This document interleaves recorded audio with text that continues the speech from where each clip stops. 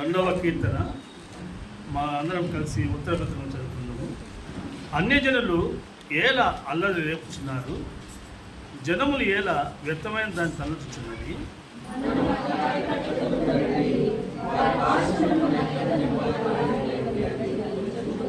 భూరాజులు యెహోవాకును ఆయన అభిషిక్తునికి విరోధంగా నిలవబడుచున్నారు. ఏలికలు ఏకీభవించి ఆలోచన చేయుచున్నారు.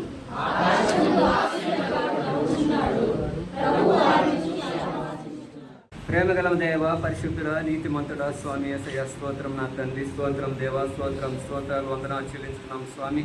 అయ్యా, మీరు పరిశుద్ధుడు పరిశుద్ధుడు పరిశుద్ధుడు ఎల్లవేళ స్తుతింపబడుతూ ఆరాధింపబడుతున్న గొప్ప దేవుడా, నీ బంగారు పాదములకు వందనాలు స్తోత్రాలు చెల్లించుకున్నాం తండ్రి. అయ్యా, నీ పరిశుద్ధమైనటువంటి నీ విశ్రాంతి దినాన్ని నా ప్రభా, అయ్యా మేమందరం ఆసక్తి కలిగిన అయినా నీ పాద సన్నిధానానికి వచ్చి ఉండగా నా ప్రభా, ఇంతవరకు నైనా స్తుతులతోనూ పాటలతోనూ నైనా మిమ్మల్ని గణపరిచాం, నాయన ఆరాధించాం.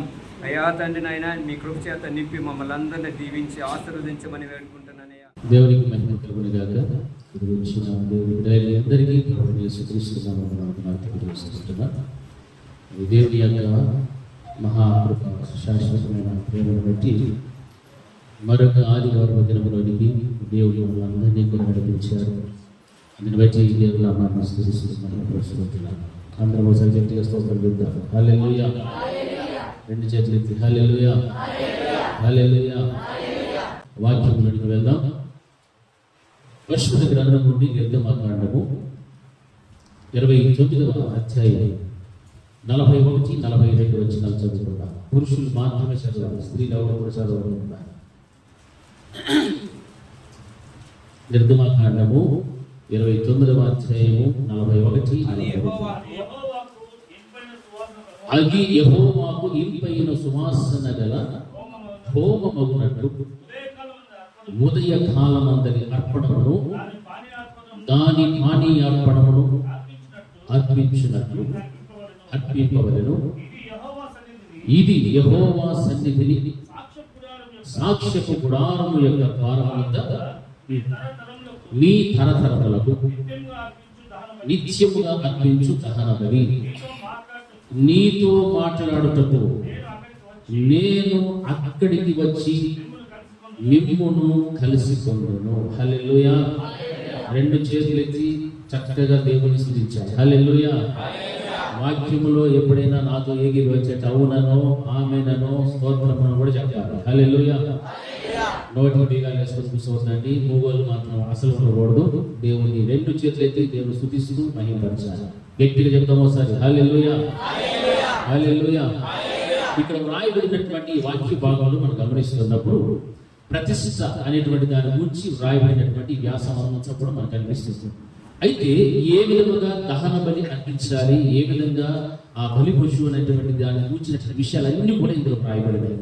ఇందులో ఈ రోజున మనం ధ్యానించబోతున్నటువంటి ఒకే ఒక విషయం ఏమిటంటే, నీతో మాట్లాడటానికి నేను అక్కడికి వచ్చి మిమ్మల్ని కలుసుకొందును అనేటువంటి మాట కనిపిస్తుంది.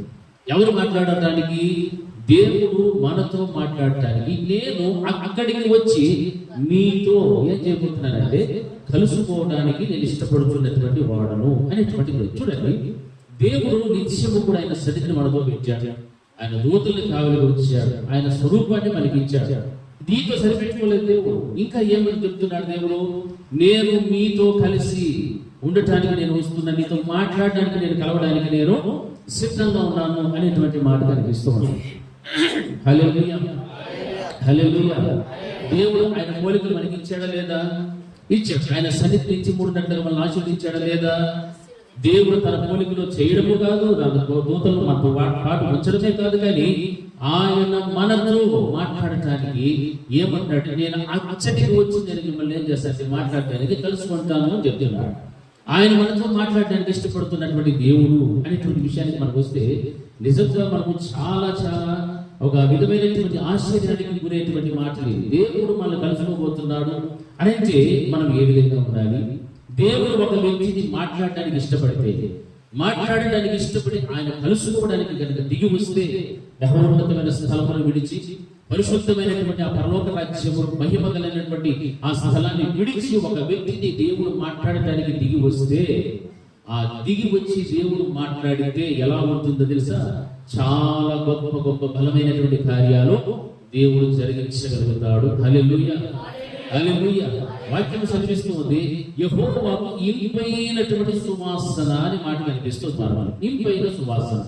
ఆ ఇంపైన సువాసన గల హోమమునట్లుగా ఉదయకాలం అందరి అర్పణమును దాని పాడి అర్పణమును అర్పించినట్టు దీనిని అర్పించవలెను. ఆ తర్వాత అంటున్నాడు, యెహోవా సన్నిధిని సాక్ష్యపు గుడారము యొక్క ద్వారమునంద మీ తరతరములకు నిత్యముగా అర్పించు దహన బలి.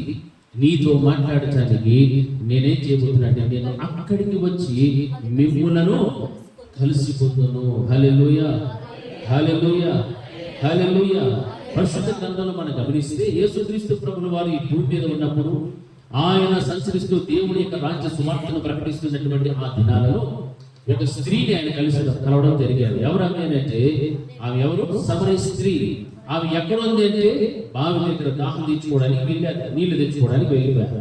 అక్కడికి వెళ్ళాడు. మధ్యాహ్న కాల సమయంలో ఎండ వేళలో దేవుడు ఆ స్త్రీతో మాట్లాడటానికి వెళ్ళి చూడటంగా మనం గమనిస్తున్నాం. ఆ స్త్రీతో మాట్లాడినప్పుడు జరిగినటువంటి విషయం ఏమిటంటే, ఆయన మాట్లాడుతున్నటువంటి సందర్భాలు మనకు బాగా తెలుసు. నాకు దాహముగా ఉన్నది, నాకు దాహం తీర్చగలుగుతావా? అయ్యో, నేను సమరయ స్త్రీని, నీవు యూదుడువు, నేను నీకు నీళ్ళు ఇవ్వకూడదు అనేటువంటి ఈ యొక్క సంభాషణ జరుగుతుంది. కానీ యేసయ్య ఒక మాట అన్నాడు, నేను ఇచ్చేటువంటి నీళ్లు కనుక నీవు తాగితే ఇక ఎన్నటికి నీ కూడా నీవు తప్పి ఉన్నావు. హల్లెలూయా. ఇది సమరయ స్త్రీతో ఆ యొక్క మధ్యాహ్న కాలంలో ఎండ వేళలో దేవుడు ఎన్నో మంది వందల మైళ్ళు నడుచుకుంటూ ఆమెను కలవడానికి వచ్చాడు. ఎందుకంటే ఆమె జీవితంలో దేవుడు ఒక గొప్ప కార్యాన్ని చేయాలని. దేవుడి రోజున నీతో కలవాలంటే, నీతో మాట్లాడడానికి వస్తే ఆ మాట్లాడినటువంటి ఆ వ్యక్తి జీవితంలో ఏం జరగాలంటే కార్యం జరగాలి. అయితే ఆ మాట చూస్తే, అయితే ప్రభువా, నీవిచ్చే నీళ్ళు కలిపి ఎప్పటికీ నేను దాహము కొన్న నీళ్ళు తిప్పుతున్నా కాబట్టి వెంటనే నాకు ఆ నీళ్ళు ఇచ్చే అన్నప్పుడు యేసయ్య అన్నాడు, నేను ఇస్తా. అయితే నువ్వు వెళ్ళి నీ ఇంటి వారిని పిలుచుకురా, నీ పెనిమిటిని పిలుచుకురా అని చెప్పాడు. అయ్యో, నాకు పెనిమిటి లేడు చెప్పాడు. ఎందుకు చెప్పిందామే? అప్పుడప్పుడు ఆమె జీవితం ఎంతంటే పాపాన్ని, శాపాన్ని సంపాదించుకున్నది, ఎన్నో కుటుంబాలను నాశనం చేసినటువంటి స్థితిలో ఉన్నామే. ఎవరామే? పాపాత్మురాలైనటువంటి స్త్రీ, ఒక సమరయ స్త్రీ. అటువంటి జీవితంలో ఉన్నది. ఆ స్త్రీని దేవుడు ఏం చేయడానికి ఇష్టపడుతున్నాడంటే, ఆమెతో కలిసి మాట్లాడడానికి ఇష్టపడినటువంటి వాడు. ఆమెతో మాట్లాడడానికి ఇష్టపడిన దేవుడు తన జీవితంలో ఉన్నటువంటి పాపము నుండి, శాపము నుండి, ఆ యొక్క భయంకరమైనటువంటి కఠోరమైన జీవితం నుంచి పరిపూర్ణమైన విడుదల అనుగ్రహించడానికి యేసయ్య కష్టమైన శ్రమ అయినా కూడా మధ్యాహ్న కాల సమయంలో ఎండ వేళలో ఆ యొక్క సమరయ స్త్రీని కలుసుకోవడానికి వచ్చి ఆమెతో మాట్లాడుతూ ఆమె జీవితంలో గొప్ప కార్యాలు చేయబోతున్నాడు. హల్లెలూయా. అయితే ఆమె జీవితంలో ఉన్నటువంటి పాపమునంతటిని కూడా దేవుడు ఏం చేస్తాడంటే ఎత్తి చూపెడుతూ ఉన్నాడు. హల్లెలూయా. నీకు 5 మంది బెనిఫిట్లు ఉండి ఇప్పుడున్నవాడు కూడా నీవాడు కాదు. నీవాడు కాడు అంటే వాడు ఎవరికో సంబంధించిన వ్యక్తి, అంటే అతనికి ఎవరో భార్య ఉంది. ఆ వ్యక్తితో నీవు ఏమి కలిగి ఉన్నావంటే ఆ యొక్క చెడు సహవాసము, చెడు సంబంధాన్ని పెంచుకుని ఉన్నావు. అందుకే ఇప్పుడు ఉన్నటువంటి విధులతో పాటు నీకు ఎంతమంది? 6 ఉన్నారు. హల్లెలూయా, హల్లెలూయా. అటువంటి స్థితిని అంతటిని కూడా ఎత్తి బయటికి పెట్టాడు దేవుడు. దేవుడు అడిగిన దాహం వేరు, ఆమె అడిగిన దాహము వేరు. ఆమె వచ్చిన దాహం తీర్చుకోవడానికి వచ్చింది నీళ్ళు, శారీరక దాహాన్ని తీర్చుకోవడానికి ఆమె భావ్యతకు వస్తే, ఆ స్త్రీతో దేవుడు మాట్లాడుతున్న మాట, నా దాహాన్ని నీవు తీర్చగలుగుతావా? హల్లెలూయా. యేసయ్య మాట్లాడే మాటలు ఎలా ఉంటాయంటే ఈ విధంగా ఉంటాయి. నీలో ఉన్న పాపము, నీలో ఉన్న శాపము నీవు నాకు ఇచ్చేస్తే నేను నేనేం చేస్తాను? పరిశుద్ధతలోనికి నేను నడిపిస్తా. హల్లెలూయా, హల్లెలూయా. ఇప్పుడు ఆ పాపాత్మురాలైన స్థితిలో ఉన్నటువంటి ఆమెను దేవుడు మార్చి ఆమె జీవితంలో నుండి ఆమెను ప్రత్యేకపరిచి తన పశ్చాత్తాపడేట్లుగా చేసి ఆయన చెప్పిన మాటలన్నీ కూడా అనేక మందికి ప్రచురించేటట్లుగా ఆమెను ఏమిగా మార్చాడంటే పాపపు జీవితంలో నుండి పరిశుద్ధతలోనికి దేవుడు నడిపించి వేయగలిగాడు. హల్లెలూయా. అది దేవుడు నీతో కలిసి మాట్లాడితే ఆ జరిగేటువంటి కార్యము అలా ఉంటారు. కొంతమంది చెప్తారు, దేవుడు నాతో మాట్లాడినాడు, దేవుడు నాకు ఇది చెప్పాడు, అది చెప్పాడు, కానీ క్రియలు మాత్రం ఏమి కూడా ఉండవు. ఒక వ్యక్తిని దేవుడు కలుసుకొని మాట్లాడాడు అంటే నిజముగా ఆ వ్యక్తి యొక్క జీవితంలో ఏముంటుంది? ఒక బలమైనటువంటి కార్యం. తన పాపములో, శాపములో, ఆ పాప శాపము జీవితంలో దేవుడు వాటిని బయటికి లాగి వేస్తాడు. హల్లెలూయా. ఎందుకంటే ఆ యొక్క స్త్రీ అయినా పురుషుడైనా ఆ స్థానంలో నేనున్నా, నీవున్నా, ఎవరు ఉన్నా కానీ ఎవరికి కావాలి? దేవునికి కావాలి. హల్లెలూయా. అందుకే అది దేవునికి ఎటువంటిది అంటే ఇంపైనటువంటి సువాసన. హల్లెలూయా. అది ఇంపైన సువాసన. ఆ ఇంపైన సువాసన ద్వారా దేవుడు తన దాహాన్ని తీర్చుకుంటున్నాడంటే నశించిపోతున్నటువంటి ఆత్మలను దేవుడు ఏం చేస్తున్నాడు? సంపాదిస్తూ ఉన్నాడు. హల్లెలూయా. ఆయన సంపాదించడానికి వచ్చాడు, ఆత్మను రక్షించడం కొరకే వచ్చాడు. ఆయన భూమి మీదకి వచ్చిన పని వేరే ఏమీ లేదు. నశించిపోతున్నటువంటి ఆత్మలను వెతికి వెతికి వెతికి కూడా రక్షిస్తున్నాడు. అందరూ కూడా బాగున్నటువంటి వారి వరకు దేవుడు రాలేదు, రక్షణ పొందిన వారి కొరకు రాలేదు, నీతిమంతుల కొరకు రాలేదు, యథార్థవంతుల కొరకు రాలేదు. కానీ ఎవడైతే నశించిపోతూ ఉన్నాడో, ఎవడైతే పాపంలో పడి ఉన్నాడో, ఎవడైతే శాపానికి గురవుతున్నాడో, ఎవడైతే పాపము జీవితంలో భోగించలకు మునిగిపోయి ఉన్నాడో వారిని దేవుడు పైకి లేవనెత్తడానికి వచ్చాడు. హల్లెలూయా.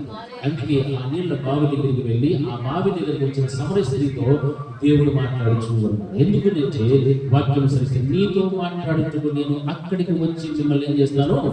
కలుసుకుంటాను. హల్లెలూయా. దేవుడు కనుక మనతో ఉంటే, మనం కలుసుకుంటే ఇంత గొప్ప కార్యాలు దేవుడు జరిగించగలుగుతాడు. వాక్యం మనకు బోధిస్తూ ఉంది. హల్లెలూయా. హల్లెలూయా.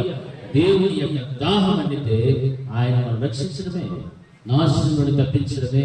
సౌలు గురించి మనం ఆలోచన చేస్తే సౌలు యొక్క జీవితంలో ఎటువంటి వాడు? ఒక భయంకరమైనటువంటి ఉగ్రవాదిగా జీవించేటువంటి వాడు, హింసకుడుగా, దూషకుడుగా, సంఘాన్ని నాశనం చేస్తూ హింస పెడుతున్నటువంటి వ్యక్తి. అయితే అది కూడా మధ్యాహ్న కాలం సమయంలో దేవుడు అతను ఏం చేశాడు? దర్శించాడు. హల్లెలూయా. దమస్కు పట్టణము గుండా ప్రయాణమై గుర్రం మీద వస్తున్నప్పుడు వెంటనే దేవుడు అక్కడ మాట్లాడటం ప్రారంభించాడు. హల్లెలూయా. సౌలుతో మాట్లాడితే అక్కడ జరిగిన కార్యం ఏమిటంటే అతనిని దేవుడు ఏం మార్చేశాడు? పౌలుగా మార్చాడు. పౌలు జీవితంలో ఆయన చెప్పిన మాటలలో అతి ముఖ్యమైన విలువైనటువంటి మాట ఏమిటంటే మీరు నన్ను పోలి నడుచుకోండి. హల్లెలూయా. నన్ను పోలి నడుచుకోండి. ఎవరిని పోలి నడుచుకున్నట్టు? యేసుని పోలి నడుచుకున్నట్టు. యేసుక్రీస్తు ప్రభువు వారు ఎలా శ్రమలు అనుభవించాడో, కష్టం అనుభవించాడో ఆ విధంగా పౌలు అన్ని కూడా అనుభవించడానికి తన జీవితంలో త్యాగం చేసేవాడు.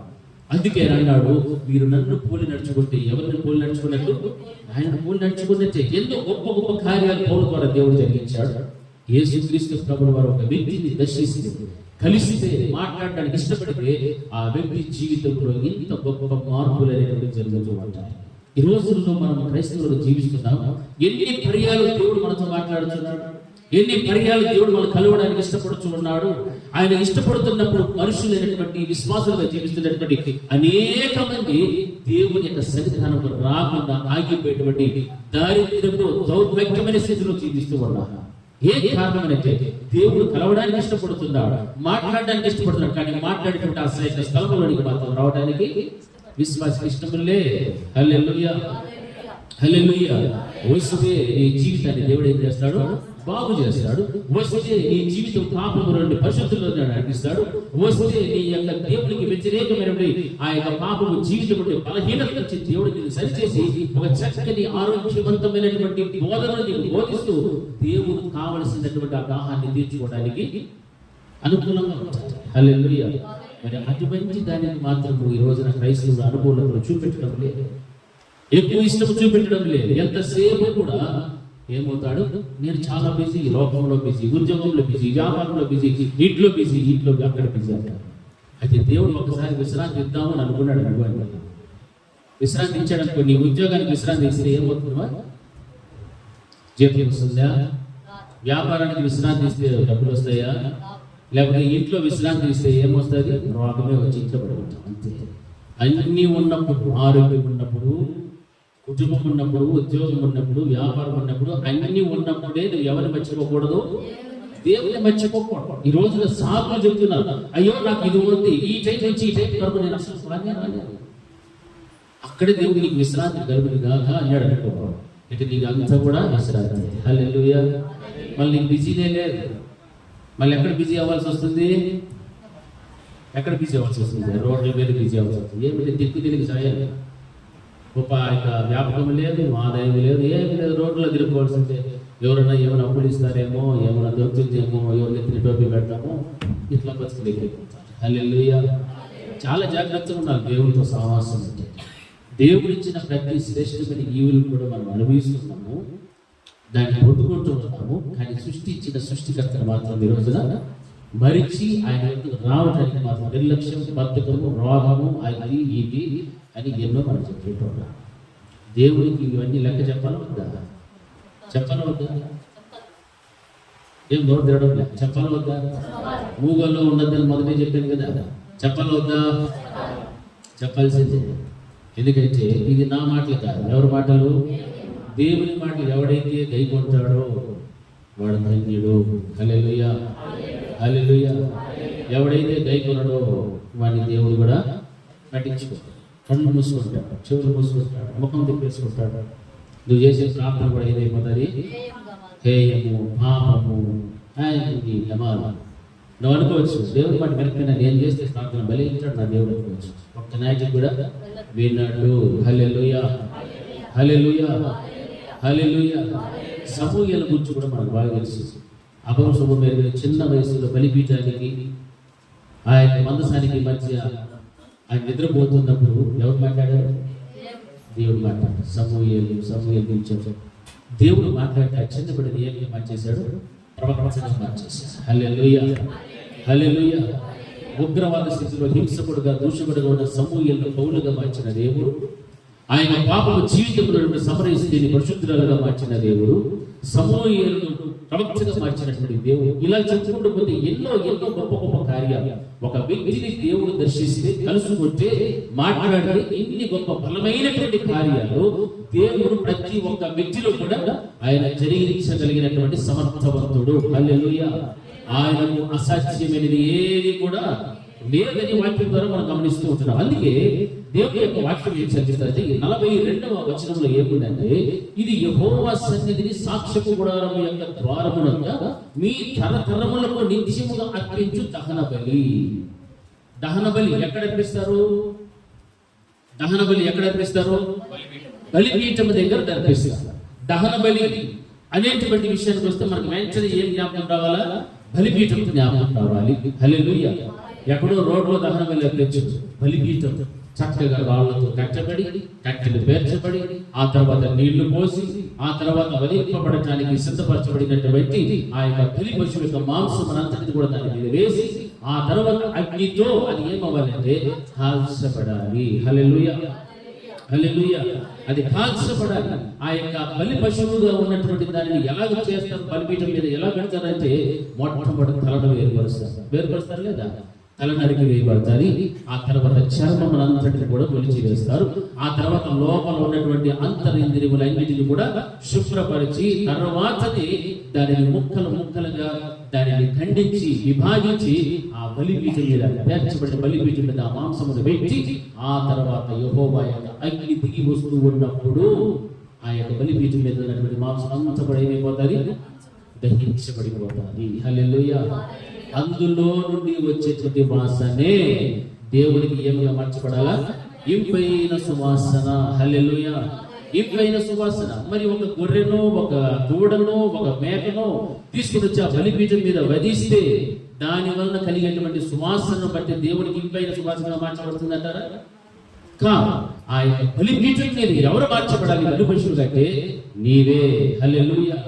మనమే, నేనైనా నీవైనా ఆ బలిపీఠం మీద బలి పశువుగా ఎప్పుడైతే మార్చబడగలుగుతావో అప్పుడు అది దేవునికి అగ్ని చేత కాల్చబడుతున్నటువంటి ఆ సమయంలో వచ్చేటువంటి ఆ వాసనే దేవుడికి ఇంపైన సువాసనగా ఉంచాలి. రోమపత్రికలో మనం గమనించినట్లయితే 12వ అధ్యాయం 1వ వచనంలో ఏం రాయబడిందంటే, ఆ పరిశుద్ధమును దేవునికి అనుకూలమైన సజీవ యాగముగా మీ శరీరములను ఆయనకు సమర్పించుకొనండి అని చెప్తున్నాడు. సజీవ యాగముగా మీ శరీరములను దేవునికి ఏమిగా సమర్పించుకోవాలి? మీ శరీరాలన్నింటినీ కూడా అర్పణముగా సమర్పించుకోండి. హల్లెలూయా, హల్లెలూయా, హల్లెలూయా. చూడండి, బలి పశువు అనేటువంటి దాన్ని మనము బలిపీఠం మీద పెడుచున్నప్పుడు మొట్టమొదటి తలలో ఉన్నటువంటి తలములు, ఆలోచనలు, వ్యాయాన్నింటిని కూడా మనం ఏం చేయాలి? మొదట ప్రక్కన పెట్టాలి. నీలో కలిగేటువంటి ప్రతి విధమైన చెడు ఆలోచనలు, ప్రతి చెడు తలపులు, ఉద్దేశములు అన్నిటిని కూడా నేను ఏం చేస్తూ రావాలంటే, ఒక బలి పశువుగా నీవు మార్చబడాలి అంటే, ఆ బలి పశువు మొట్టమొదటి తల ఎలాగైతే ప్రత్యేకించబడతాదో, నీ శరీరమునకు శిరస్సు అయినటువంటి నీ తలలో పుట్టేటువంటి ప్రతి ఆలోచన, ప్రతి విధమైనటువంటి చెడు తలపులు అన్నిటినీ కూడా మొట్టమొదటి నీలో నుంచి నువ్వేం చేసుకోవాలి? తీసేసుకోవాలి. హల్లెలూయా, హల్లెలూయా. రెండు చేతులు హల్లెలూయా. రెండవది, అక్కడ ఏం జరుగుతుందంటే, చర్మం మొత్తం పూర్తిగా ఏం చేయాలి? ఒలిచివేస్తాం. చర్మం బాహ్యంగా కనిపించేటువంటిది. అంటే ఒక వ్యక్తి యొక్క జీవితంలో బాహ్య ప్రపంచమునకు దేహ సంబంధమైనటువంటి పలుకుబడి కానీ, ధనము కానీ, ఐశ్వర్యము కానీ, బంగారము కానీ, నీ యొక్క హోదా కానీ ఏమైనప్పటికీ కూడా వాటన్నిటిని కూడా ఏం చేయాలా? ఒలిసినట్లు ఒలిసాడు భార్యలు పక్కన పెట్టాలి. హల్లెలూయా. నేను ఫలానా అని ఇంట్లో రొమ్ములు గుర్తుకుంటూ ముందుకు రాకూడదు. నువ్వు ఏమైనా కానీ నీవు చర్మాన్ని ఎలాగైతే ఒలిచి పెడితేనే బలిపీఠం మీద పశువు యొక్క బలి పశువు మాంసం వస్తారో అలాగ నీ బాహ్య సంబంధమైనటువంటి ఏ స్థితి ఉండినా ఆ స్థితిని అంతటిని కూడా ఏం చేయాలి? మొదట తీసేసుకోవాలి. మొట్టమొదటి ఏం చేసుకోవాలా? తలలో నుంచి పుట్టేటువంటి తలంపులు, నీ ఆలోచనలు, నీ యొక్క చెడు ఉద్దేశాలు ఆయన్నిటిని కూడా తీసేయాలి. రెండవది బాహ్య ప్రపంచానికి కనిపించేటువంటి నీ హోదా, నీ అంతస్తు, నీ పలుకుబడి, నీ ధనము, నీ ఘనము అన్ని కూడా ఏం చేయాలా? హల్లెలూయా, హల్లెలూయా. ఆ తర్వాత ఏముంది అక్కడ? అందులో ఉన్నటువంటి నిర్గమకాండము చదవండి. లేవీకాండము ఒకసారి చదవమా? లేవీకాండం 3వ అధ్యాయము 4-5 వచనాలు ఒకసారి చదవండి. అతడు ఆ సమాధాన బలి పశువు యొక్క అంతరము లోపలి కొవ్వును, అంతరము మీద కొవ్వంతటిని 2 మూత్ర గ్రంథులను, వాటి మీదను డొక్కల మీదను ఉన్న కొవ్వును, కాలేజము మీదను మూత్ర గ్రంథుల మీదనున్న వపను యెహోవాకు హోమముగా అర్పింపవలెను. బలిపీఠము మీద అనగా అగ్ని మీద కట్టెలను దహన బలి ద్రవ్యముపైని దానిని దహింపవలెను. అది యెహోవాకు ఇంపైనటువంటి వాసన. హల్లెలూయా, హల్లెలూయా. ఇంపైన సువాసన గల హోమము అని చెప్తున్నాడు. సమాధాన బలి పశువు యొక్క అంతరముల లోపలి కొవ్వును. చూడండి, మొట్టమొదటి తలను వేరుపరిస్తే, రెండవది చర్మాన్ని వేరుపరిస్తే, ఇక మిగిలినటువంటి శరీర భాగంలో వాటి గురించి ఏం మాట్లాడాడంటే బలి పశువు యొక్క అంతరముల లోపలి కొవ్వును, అంతరముల మీది కొవ్వు అంతటిని కూడా 2 మూత్ర గ్రంథులను, వాటి మీదను డొక్కల మీద ఎక్కడే కానీ శరీరంలో ఏముండకూడదని కొవ్వు అనేటువంటిది ఉండవు. లోపల చర్మం ఉండదు, బయటనే ఉంటుంది చర్మం. లోపలంతా ఏముంటుంది? కొవ్వు పెరిగిపోయింది. కొవ్వు ఉంటుందా? ఉంటుందా? మనకందరి కొవ్వు ఉంది, నాకు ఉంది, మీకు ఉంది. కొవ్వు ఉందే లేదా? అంటే చెడు కొవ్వు ఉంటుంది, మంచి కొవ్వు ఉంటుంది అంట. ఆలోచించేది కొవ్వు ఉంటేనే మనం అట్లా ఉంటుందా? హల్లెలూయా. వాక్యం సెలవిస్తారు, బలి పశువు యొక్క అంతరముల లోపల కొవ్వును, అంతరముల మీది కొవ్వు అంతటిని, 2 మూత్ర గ్రంథులను, వాటి మీదను డొక్కల మీదను కొవ్వును, కాలేజీ మీదను మూత్ర గ్రంథుల మీదను ఉన్న వపను యెహోవాకు హోమముగా అర్పించేసేసారు. హల్లెలూయా. అయితే కొవ్వు ఏ మాత్రము కూడా ఉండనివ్వకుండా హోమముగా అర్పించారు. అహరోను కుమారులు బలిపీఠం మీద అనగా అగ్ని మీది కట్టెల పైన ఉన్న దహన బలి ద్రవ్యము పైన దానిని దహింపవలెను. అది యెహోవాకు ఇంపైన సువాసన గల హోమము. హల్లెలూయా. ఒక విశ్వాస యొక్క జీవితంలో తలలో నుండి వచ్చేటువంటి ఆలోచనలైనా, తలంపులనైనా, బాహ్య ప్రపంచానికి కనిపించేటువంటి నీ స్థితిగతులనైనా, దేనినైనప్పటికీ కూడా వాటన్నిటిని కూడా నీకు విడిచిపెట్టి నిన్ను నీవే ఏమిగా మార్చుకోవాలంటే ఒక బలి పశువుగా మార్చుకోవాలి. అప్పుడే బలిపీఠం దగ్గరకు నీవు వస్తావు. దేవుడు అంటున్న మాటలు, నేను అక్కడికి వచ్చి నిన్ను కలుసుకొని మీతో నేను మాట్లాడతా. హల్లెలూయా. ఒక విశ్వాస జీవితంలో ఎప్పుడైతే శరీరములకు సంబంధించినటువంటి ఈ క్రియలన్నింటినీ కూడా విడిచిపెట్టేస్తాడో, బాహ్య ప్రపంచాన్ని కనిపించేటువంటి దానినైనా, తలలో పుట్టేటువంటి ఆలోచన తలపులైనా, నీ యొక్క శరీర అంతరంగంలో దాచి ఉంచినటువంటి నీ యొక్క రహస్య పాపములు అన్నిటినీ కూడా నువ్వేం చేయాలా? విడిచిపెట్టాలి. హల్లెలూయా. విడిచిపెడితేనే నువ్వు ఎక్కడికి వస్తావు, ఎలా మార్చబడతావు అంటే బలి పశువుగా మార్చబడతావు. బలిపీఠం మీదకి నువ్వు చేర్చబడగలుగుతావు.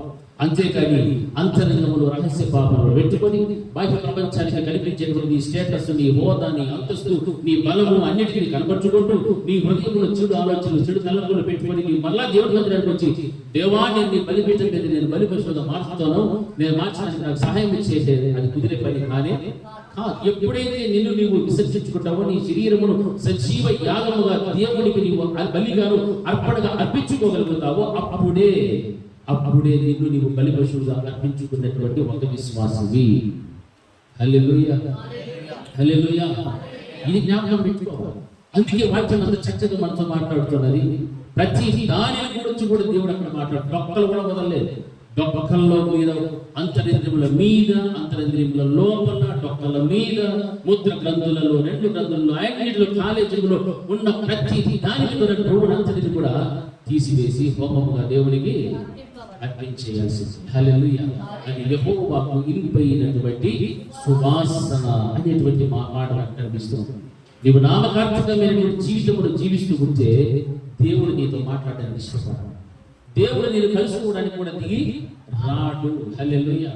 దీన్ని బట్టి మనకు ఒకటి అర్థమవుతుంది, మన హృదయం కల్మషముతో నింపబడి మనం ఎంత ప్రార్థన చేసినా, ఎంతగా వాక్యాన్ని చెప్పించుకున్నా, నీ కోసం 10 మంది వచ్చి ప్రార్థన చేసినా నీ హృదయం బాగలేదు. పరలోకమందున్నటువంటి తండ్రి కూడా నీతో మాట్లాడడానికి ఇష్టపడడు. ఆయన నీతో కలిసి రావడానికి కూడా ఇష్టపడడు. నీతో కలిసి నీతో మాట్లాడడానికి ఆయన ఇష్టం ఉండదు. కారణం ఏంటంటే నీ యొక్క అరికాలు మొదలు నడిగెత్తుకున్నటువంటి ఈ యొక్క శరీర సంబంధమైన ప్రతి విధమైనటువంటి దేవునికి విరోధమును కలిగించేటువంటివి, దేవునికి దుఃఖాన్ని, కోపాన్ని కలిగించేటువంటి ప్రతి విధమైన కార్యాలన్నీ కూడా నీలో పెట్టుకొని నువ్వు ప్రార్థన చేస్తున్నావు. కాబట్టి ఈ విధమైన భక్తి కార్యాలు చేస్తే దాని వల్ల ప్రయోజనం ఉండదు. అవన్నీ నువ్వు చెయ్యాలి. నీ సంఘంలోనైనా, నీ ఇంటిలోనైనా, నీ వ్యక్తిగత జీవితంలో నువ్వు చేస్తూ ఉన్నావనంటే నీ తలలో నుంచి వచ్చిన ఆలోచన, తలంపులను, బాహ్య ప్రపంచాన్ని కలిగిన నీ యొక్క అంతస్తును, శరీర అంతరంగంలో దాచిపెట్టుకున్నటువంటి నీ రహస్య పాపములను అన్నిటిని కూడా నువ్వేం చేయాలి? విడిచిపెట్టాలి. అంతేకాదు నీలో ఉన్నటువంటి ప్రభువును కూడా ఏం చేసేయాలా? దహన బలిగా అర్పించాలి. హల్లెలూయా. గర్వము, అహంకారానికి సూచన, అతిశయానికి సూచన. వీటన్నింటినీ కూడా ఎప్పుడైతే ఒక వ్యక్తి విడిచిపెట్టగలుగుతాడో అప్పుడే ఆ యొక్క వ్యక్తి ఒక బలి పశువుగా మార్చబడి ఆ యొక్క బలిపీఠం దగ్గరికి రాగలుగుతాడు. హల్లెలూయా. అందుకే రోమపత్రికలో మాట్లాడాడు, మీ యొక్క శరీరములను సజీవ యాగముగా దేవునికి బలిగా అర్పణగా సమర్పించుకో. ఊరికే చెప్పలేదు ఈ మాట. ఈ రోజున దేహ సంబంధమైనటువంటి సుఖభోగముల కోసం ఎంతో కష్టపడుతున్నారు మనుషులు. కానీ దేవుని యొక్క వాక్య ప్రకారంగా జీవించడానికి ఇష్టపడటంలే, శరీరమును సజీవ యాగముగా అర్పించడానికి ఇష్టపడటంలే. కారణం ఏమిటంటే నామకార్థపు క్రైస్తవ జీవితము. హల్లెలూయా, హల్లెలూయా, హల్లెలూయా. దేవుడు దావీదు మహారాజు 40 సంవత్సరములు ఇజ్రాయేలుకు రాజుగా పెట్టాడు. అయినా తన శత్రువుల మీద విజయం సాధిస్తూ వస్తున్నప్పుడు ఎఫోదును ధరించి నాట్యం పాడుతూ మైమరిచిపోయి దేవుడు ఏం చేస్తూ వచ్చాడు? దేవుడిని ఘనపరుస్తూ మహిమపరుస్తూ వచ్చాడు. నేను రాజుని, మీరంతా మహిమపరచాల్సిన, నేను ముందర పోతా అంట, రథమేకి తీసుకుంటాను అని చెప్పాడు. నేను ఎఫోదును ధరించి ముందు నాట్యం చేస్తూ వెళ్ళి అంటే తన యొక్క హోదా, తన స్థితిని అంతటిని కూడా తీసి పక్కన పెట్టాడు. ఈ రోజు మనకి ఏదైనా కొంచెం ఉన్నతమైన స్థాయి వస్తే అదే కనపరుచుకుంటూ ఉంటాం. నేను ఫలానా, నాకెంత ఉంది, నాకు అంత ఉంది అని చెప్పుకుంటున్నాను.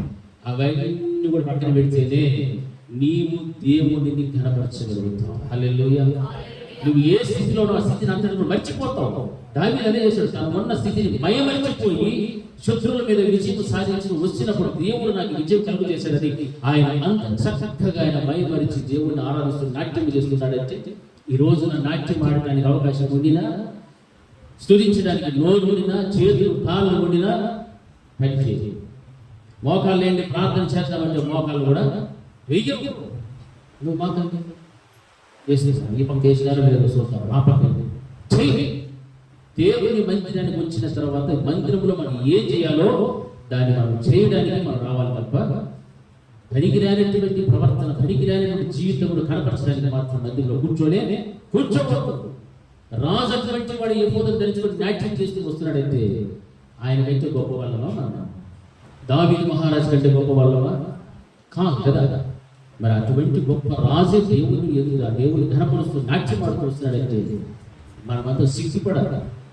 దేవుని స్తుతించే విషయంలో, ఘనపరిచే విషయంలో, మహిమపరిచే విషయంలో ఎంత చక్కగా భయముతో, భక్తితో, ఉత్సాహంతో, ఆనందంతో దేవుని మనం ఆరాధించాలి. అంత చక్కగా మనం ఆరాధించాలి. అవన్నీ విడిచిపెట్టేస్తున్నాం. నామకార్థకంగా, నామమాత్రముగా రావడం, పోవడం, దీనివల్ల దేవునికి ఏ మాత్రము కూడా ఇష్టమైనటువంటిది లేదు. హల్లెలూయా, హల్లెలూయా. తండ్రి అయినటువంటి యెహోవా దేవుడు పరలోకములో మహిమ కలిగినటువంటి రాజ్యములో ఆయన ధవళ సింహాసనం మీద కూర్చున్నప్పుడు ఆయనతో పాటుగా కొంతమంది ఉన్నారు. ఎవరు వాళ్ళు? 24 పెద్దలు ఉన్నారు. వారి తలల మీద కిరీటములు ఉన్నాయి. వారు కూడా ఒకరికొక కుర్చీ వేశాడు. దేవుడు చక్కగా కూర్చున్నారు, దేవుడితో పాటు కూర్చున్నారు. అంత ఉన్నతమైన స్థితి చూడండి, ఎంత గొప్ప స్టేటస్ వారు. అటువంటి వారు కూడా గొర్రె పిల్ల గూర్చినటువంటి మాటలు మాట్లాడుతున్నప్పుడు ఆయన 7 ముద్రలు విప్పడానికి అధికారం కలిగిన వాడు ఈ యొక్క గొర్రెపిల్లయ్య అని చెప్తున్నప్పుడు వెంటనే వారి యొక్క కిరీటములు తీసివేసి వారి యొక్క కూర్చున్నటువంటి సింహాసనం దిగి సాష్టాంగపడి ఆ గొర్రెపిల్లకు వారు ఏం చేశారు? నమస్కారం చేసినట్టుగా వాక్యంలో గమనిస్తున్నాం. హల్లెలూయా, హల్లెలూయా. అంత ఉన్నతమైనటువంటి పరలోక రాజ్యంలో ఉన్నటువంటి 24 పెద్దలే అంత గొప్ప కార్యాన్ని చేస్తూ ఉంటే ఈ రోజున ఆ స్థలానికి వెళ్ళడానికి దేవుడు మనం కలుసుకోవడానికి ఇష్టపడుతున్నాడు. మనతో మాట్లాడడం కలుసుకోవడం ఎందుకంటే ఆ స్థలానికి నిన్ను నన్ను తీసుకుని వెళ్ళటానికి. అయితే ఈ రోజున అటువంటి స్థితిలో ఈ రోజున మనం ఉన్నామా లేదా గమనించాలి. వారికి ఉన్నటువంటి స్థితిని అంతటి కూడా తీసి పక్కన పెట్టారు. ఆ కిరీటాన్ని తీశారు, సింహాసనం విడిచిపెట్టారు. సాష్టాంగ పడి ఏం చేస్తున్నారు? వారు గొర్రె పిల్లనే యేసుక్రీస్తు ప్రభువు వారికి సాష్టాంగ నమస్కారములు చేస్తూ ఉన్నారు. హల్లెలూయా. ఈరోజు మనం చేస్తున్నామా? మోకాళ్ళు వేయడానికి కూడా రాగమే. మోకాళ్ళు వేయడానికి వీలు కలిగినటువంటి వారు మరలా వాటికి ఎక్స్ట్రా ఆప్షన్ ఒకటిస్తారు. అయినా కానీ ఆప్షన్ కూడా లేదు. మోకాళ్ళు బాగుండే వాళ్ళు వేయరు, మోకాళ్ళు బాగలేని వాళ్ళు కూడా వేయరు. ఏ నామకర్తవు క్రైస్తవ జీవితం. నీ బ్రతుకును బట్టి, ఇటువంటి ప్రవర్తనను బట్టి నీ దేవునికి నీవు బలి పశువుగా మార్చబడలేవు. మార్చబడకపోగా ఇంపైనటువంటి సువాసన నీ ద్వారా దేవునికి కలుగదు. హల్లెలూయా, హల్లెలూయా. ఇంపైన సువాసన ఇచ్చేటువంటి విధముగా నిన్ను నీవు బలి పశువుగా మార్చుకొని బలి పశువుగా దహించబడిపోవాలి. హల్లెలూయా, దహించబడిపోవాలి. ఇంతకాలం దేవుడి మందిరానికి రావడం పోవడమే కాదు, నిన్ను నువ్వు బలి పశువుగా మార్చుకుంటేవే లేదు. దేవుడు ఎప్పుడు చూస్తున్నా అలా మార్చుకోకుండా నీవు ఇష్టం వచ్చినట్లుగా వచ్చి వెళ్ళి ఎప్పుడో వెళ్ళిపోతే అది క్రమము కాదు, అది దేవుని యొక్క భయము కలిగిన బ్రతుకు కాదు. క్రైస్తవుడు అనే పేరు కూడా ఉండటానికి వీలే లేదు.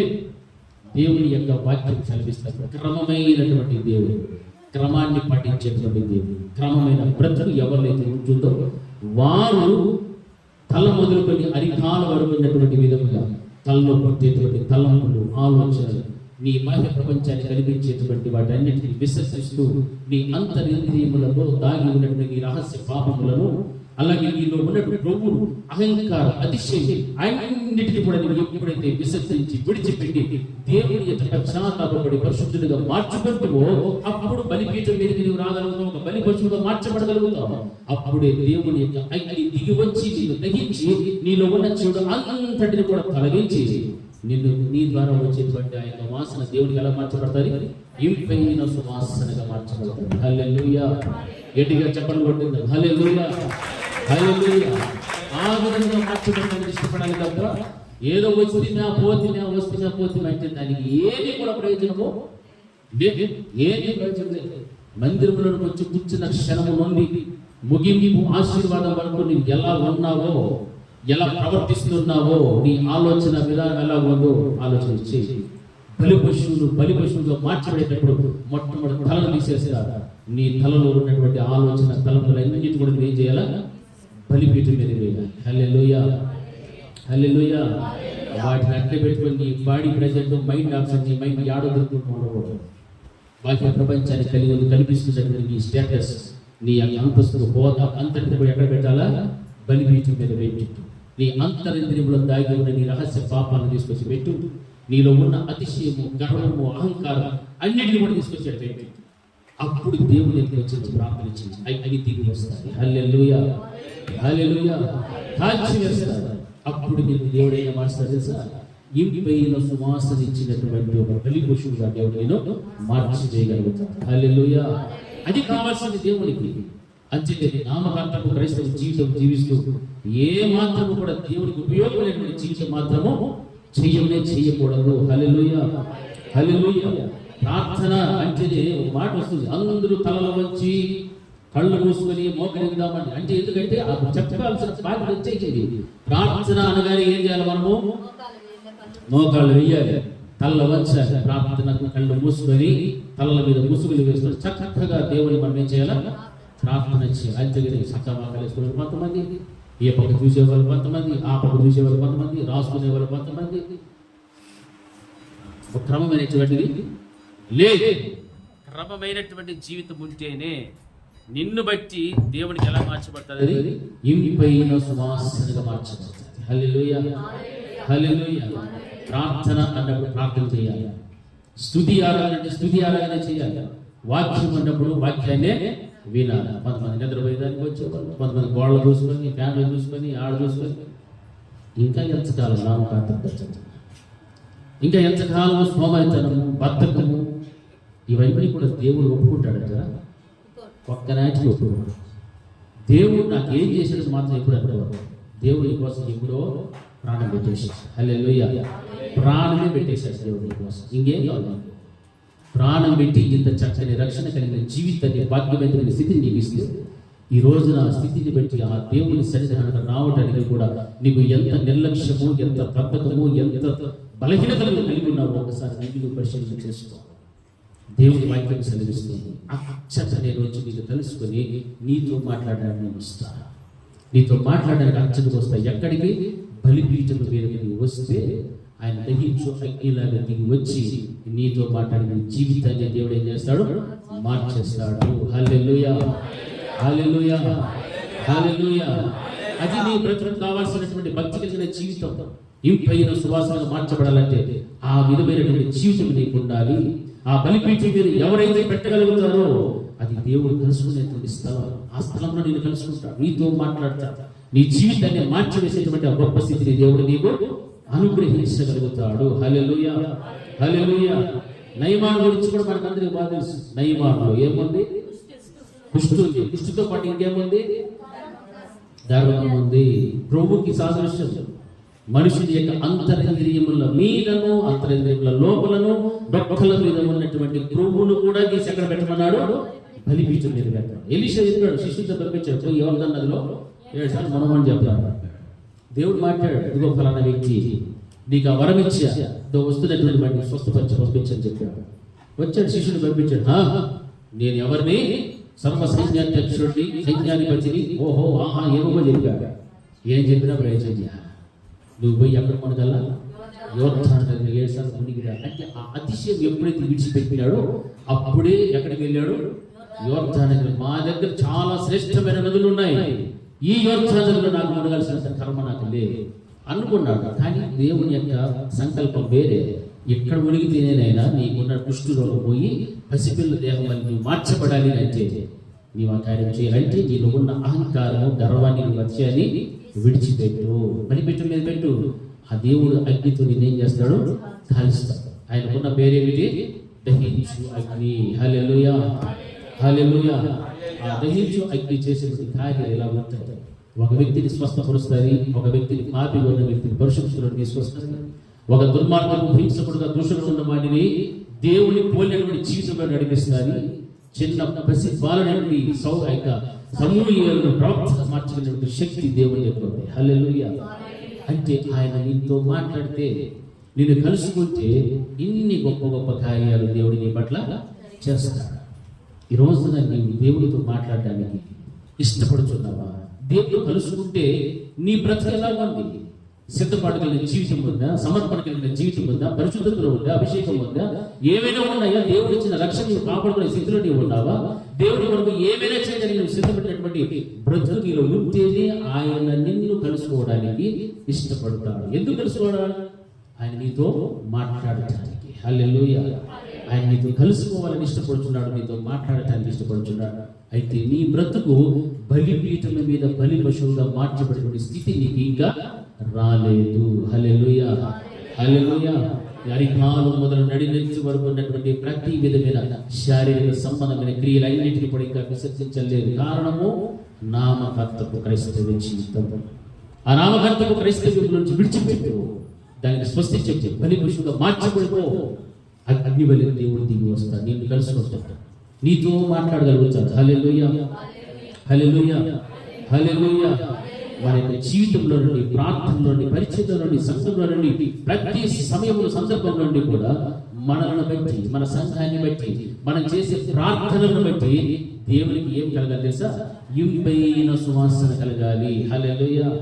నీవు చేసే ప్రార్థన ఈ రోజులు ఎలా ఉంది? కట్టె కొట్టే తెచ్చే మొక్కల ప్రార్థన ఒకే 1 నిమిషంలో చేసి ముగించేస్తాం.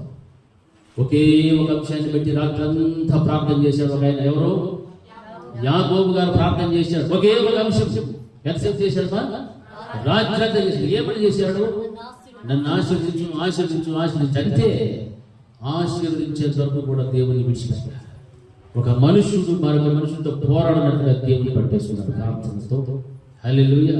ఈ రోజున ప్రార్థన చేయడానికి అవకాశం ఉంది, ప్రార్థించడం లేదు, ప్రార్థన చేయడం రాదు, ఏం చేస్తున్నామో తెలియదు, ఏ సందర్భంలో ఏం ప్రార్థన చేయలేదు తెలియదు. ఇంత దౌర్భాగ్యమైన స్థితిలో ఇంకా బ్రతుకుతున్నాము. క్రైస్తవులు ఫలానా అన్ని సంవత్సరాలు చెప్పుకుంటాం, ప్రార్థన చేయడం మాత్రము రాదే. ఎందుకు మనం క్రైస్తవులను చెప్పుకోవడం? ప్రార్థించడమే మనకు రాకపోతే ఇంకా ఏం వాక్యం వింటున్నాం?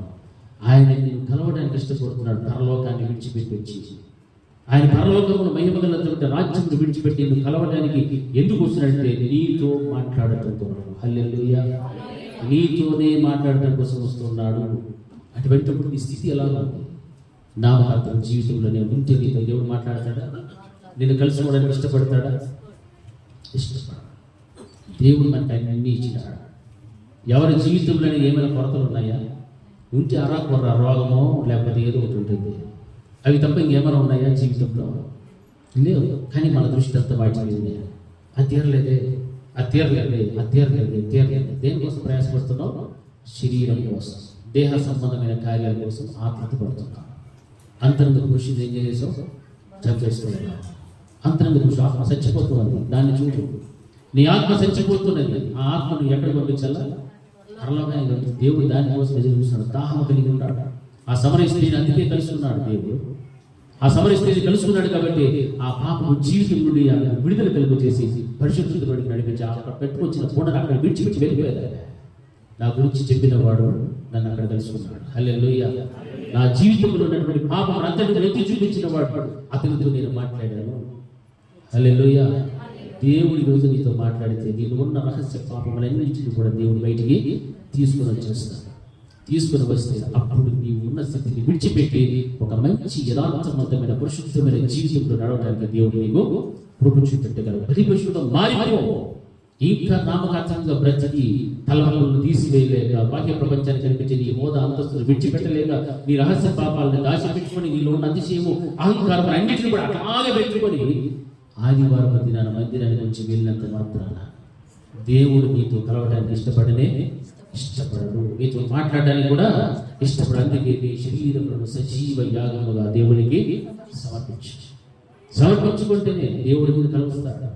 అంతేకాని ప్రార్థన చేయడానికి మోకాళ్ళు ఇవ్వు, స్తుతించడానికి నోర్లు తెరవడం, నాలుకలు తెరవడం, చేతులు చప్పట్లు కొట్టడం ఏమీ చేయకుండా వచ్చి అలాగ కూర్చొని వెళ్ళిపోతే నిద్రపోయేవారు నిద్రపోతామంటే ఎట్లా ఉంటుంది చెప్పండి? ఎలా ఉంటుంది? దేవుడు మాట్లాడడానికి ఇష్టపడతాడా? కలుసుకోవడానికి ఇష్టపడతాడా? హల్లెలూయా. హల్లెలూయా. నీ ద్వారా నువ్వు చేసే క్రియల ద్వారా, నీ ప్రార్థన ద్వారా, నీ సంఘం ద్వారా దేవుడికి ఏం కలగాల? ఇంపైన సువాసన రావాలి. హల్లెలూయా. ఇంపైన సువాసన. చెడు వాసన రాకూడదు. చెడు వాసన వస్తుందంటే నీ క్రియలు బాగాలి, నీ ఆలోచనలు బాగాలి, నీ తలంపులు బాగాలి, నీ హోదా అంతస్తులను చూపించుకుంటున్నావు. నీలో ఉన్న అతిశయము, గర్వము, అహంకారము ఇంకా విడిచిపెట్టలేదు. హల్లెలూయా. హల్లెలూయా. ఆయన అక్కడ నుండి దిగి వస్తున్నాడు నీతో కలవటాడు. కానీ ఎక్కడున్న నీవు మాత్రం నీలో ఉన్న వాటిని విడిచిపెట్టలేని దౌర్భాగ్య స్థితిపడి విడిపోతున్నావు. హల్లెలూయా. అందుకే బలి పశువుగా మారి సిద్ధపడి నీవు ఉంటేనే దహించడానికి ఆయన సిద్ధంగా ఉన్నాడు. నిన్నైనా నన్నైనా దహించడానికి దేవుడు సిద్ధంగా ఉన్నాడు. అప్పుడు మనం ఎలా ఉండాలి? సిద్ధంగా ఉండాలి. చెప్పాలా? ఎంతమంది సిద్ధంగా ఉండడానికి ఇష్టపడతారు? దేవుడు నన్ను దహించాలి, నాలో ఉన్నటువంటి చెడు ఆలోచన, తలంపులు, నా అంతస్తు, నా హోదా, నా రహస్య పాపములు, నాలో ఉన్న అతిశయము, గర్వము అంతటిని కూడా నా దేవుడు దహించి వేయాలి. అందుకు నేను సిద్ధంగా ఉన్నాను. వాళ్ళు ఎంతమంది? చాలా మందికి అర్థమైనది. ఎందుకంటే అవి విడిచిపెట్టడానికి ఇష్టం లేదనుకుంటారు. అవునా? కుర్చీలో ఎవరు చేతులు? దేవుడు మనతో సూటిగా మాట్లాడేటప్పుడు ఆ వాక్యానికి ఏమవ్వాలా? లోబడితేనే నిన్ను దేవుడు ఏం చేస్తాడు? ఇంపైన సువాసనగా మార్చుతాడు. నేను ఇంపైన సువాసనగా నాకు అవసరం లేదు, నా బతికితే నా తలంపులు మారు, నా గర్వం పోదు, నా రహస్య పాపాలు ఇట్లే ఉంటాయి, నాలో ఉన్న అతిశయం అన్నీ ఇట్లే ఉంటాయి, నా హోదా అంతస్తు నేను విడిచిపెట్టలేను అని అనుకుంటువో నీ వల్ల దేవునికి ఇంపైన సువాసన రాదు. హల్లెలూయా, హల్లెలూయా. మనం అందరూ ఎందుకు వస్తున్నాం మందిరానికి చెప్పండి? ఎందుకు సరి చేసుకోవాలా? అది మరి అక్కడ పోవాలా వద్దా? ఎంతమంది పోవాలని ఉంది? ఎంతమంది పోవాలండి? హల్లెలూయా. అందరికీ పోవాలండి. మరి పోవాలంటే ఏమన్నా? బలి పశువుగా సిద్ధపడి ఉండాలి. సిద్ధపడితేనే కదా దేవుడు మన మీద దహిస్తాడు. దహించు అగ్ని వలె దేవుడు తన వాక్యముతో మనం దహించి వేసి ఆ తర్వాత మన ద్వారా దేవుడికి ఇంపైన సువాసన వస్తే అప్పుడు పరమను విడిచి దేవుడు మాట్లాడడానికి మనం కలుసుకోవడానికి వస్తాం. హల్లెలూయా, హల్లెలూయా. ఆ ఇంపైన సువాసన నేను ఇవ్వాలి ప్రభావం ప్రార్థించాను. ఆ ఇంపైన సువాసన నా ప్రార్థన ద్వారా రావాలి. నేను చేసే ప్రార్థన మొక్కల ప్రార్థన, పనికిరాని ప్రార్థన, అర్థం లేని ప్రార్థన, సమయము సందర్భము చూడని ప్రార్థన ఉండకూడదు. నువ్వు చేసే ప్రార్థన ఎలా ఉండాలంటే ఇంపైన సువాసన కలిగించే విధంగా ఉండాలి. ఒకే అంశమును బట్టి దాన్ని అంత రాత్రంలో ప్రార్థన చేశాడు. ఈ రోజున నువ్వు ఒక్క అంశం 10 నిమిషాలు ఇస్తే 10 మొక్కల్లో పట్టమని అడగాల్సింది. ఆ ప్రార్థన ఎందుకైనా పనికొస్తుంది? ఎందుకు పనికిరాని పనికిరానటువంటి ప్రార్థన కారణం ఏంటంటే జస్ట్ నామకార్థపు క్రైస్తవ్యము. వచ్చాము వెళ్ళాము, వచ్చాము వెళ్ళి ఇంతే. ఇట్లా ఉంటే ప్రార్థనలు కూడా అట్లనే ఉంటాయి. వాక్యము ద్వారా దేవుడు ఎంత గర్జిస్తున్నాడో, ఎంతగా దేవుడు ఖండిస్తున్నాడో, బుద్ధి చెప్తున్నాడో, ఇంకా బ్రతుకు మార్చుకోకపోతే, బలి పశువుగా మార్చబడటానికి సిద్ధపడకపోతే ఆయన అగ్ని వలె దిగి వచ్చి నీలో ఉన్నటువంటి ఈ శరీర కార్యాలన్నింటినీ కూడా దహించబడకపోతే ఆయనకు నీ వలన ఇంపైన సువాసన రాదు. హల్లెలూయా, హల్లెలూయా, హల్లెలూయా, హల్లెలూయా. ఏ సంఘంలో అయితే 12 రాళ్ళు గర్చబడి కట్టెలు అమర్చబడి బలి పశువు ఆ యొక్క బలిపీఠం మీద బలి పశువుగా అర్పించబడి దేవుని యొక్క అగ్ని దిగి వచ్చి దహించేటువంటి ఆ యొక్క వాక్యం చూడగలుగుతుందో ఆ సంఘంలో ఎలా ఉండాలంటే స్థిరమైనటువంటి స్తంభము వలె నిలిచిపోవాలి. హల్లెలూయా. బలిపీఠాలు పడిపోయినటువంటివి చాలా ఉన్నాయి. అక్కడికి వెళ్ళి నువ్వు ఎన్ని చేసినా ఏమి చేసినా కానీ ప్రయోజనమో లేదు. ఏ సంఘములు అయితే చక్కగా అమర్చబడి ఉన్నదో బలిపీఠము రాళ్ళ చేత కట్టబడి కట్టెలు పేర్చి నీళ్లు పోయబడి అంత బలి పశువుగా అమర్చబడి కట్టెలు ముక్కలుగా చేయబడినటువంటి బలి పశువుగా మార్చబడినటువంటి స్థితి ఉన్నదో ఆ స్థితి ఉన్నటువంటి ఆ సంఘములోనే నువ్వు ఏమగా మార్చబడాలా? బలి పశువుగా మార్చబడాలి. అప్పుడే దేవుడి యొక్క అగ్ని దిగి వచ్చి నీ ద్వారా దేవుడికి ఏముంటుంది? ఇంపైన సువాసన ఉంటుంది. పడిపోయిన బలిపీఠాల దగ్గరికి పోయి నా ద్వారా ఇంపైన సువాసన రావాలి అంటే బలిపీఠమే లేదట, 12 రాళ్ళు లేవు, కట్టెలు పేర్చబడలేదు, నీళ్లు పోయబడలేదు, ఏమీ లేదు. మరి అటువంటి స్థలంలో మనం దేవునికి ఇంపైన సువాసన ఉండగలుగుతామా? ఉండలేము. ఇది మనం గమనించాలి. వాక్యం రీతిగా బోధిస్తూ హెచ్చరిస్తూ ఉంది. బలిపీఠము చక్కగా కట్టబడి అమర్చబడినటువంటి చోట ఆ బలిపీఠం మీద నీరేముగా మార్చబడాలి? బలి పశువుగా మార్చబడాలి. క్రమము లేనటువంటి బలిపీఠ అవి లోక సంబంధమైనవి, లోకానుసారమైనవి, నామకార్థకు సంబంధమైనటువంటివి. ఏ సంఘం అయితే ఖండింపుతో గద్దింపుతో బుద్ధి చెప్పుతూ ఉన్నటువంటి సంఘములు ఉంటాయో ఆ సంఘములను స్థిరముగా నిలబడితే అప్పుడే నిన్ను నీవు బలి పశువుగా మార్చుకోవడానికి దేవుడు అవకాశం ఇస్తాడు. హల్లెలూయా. ఇది బలిపీఠం. రెండవది గమనిస్తే అదే నిర్గమకాండం 30వ అధ్యాయము 6వ వచనాన్ని ఒకసారి చదువుకుందాం. నిర్గమకాండము 30వ అధ్యాయము 6వ వచనం.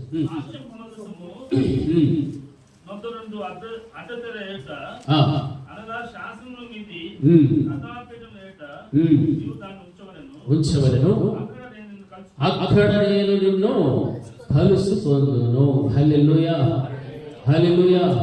ఇక్కడ రాయబడిన మాట సాక్ష్యపు మందసము నొద్దనుండు అడ్డ తెరగెదుట అనగా శాసనముల మీది కరుణాపీఠం మీద నీవు దాన్ని ఉంచవలను, అక్కడ నేను నిన్ను కలుసుకొందును. హల్లెలూయా.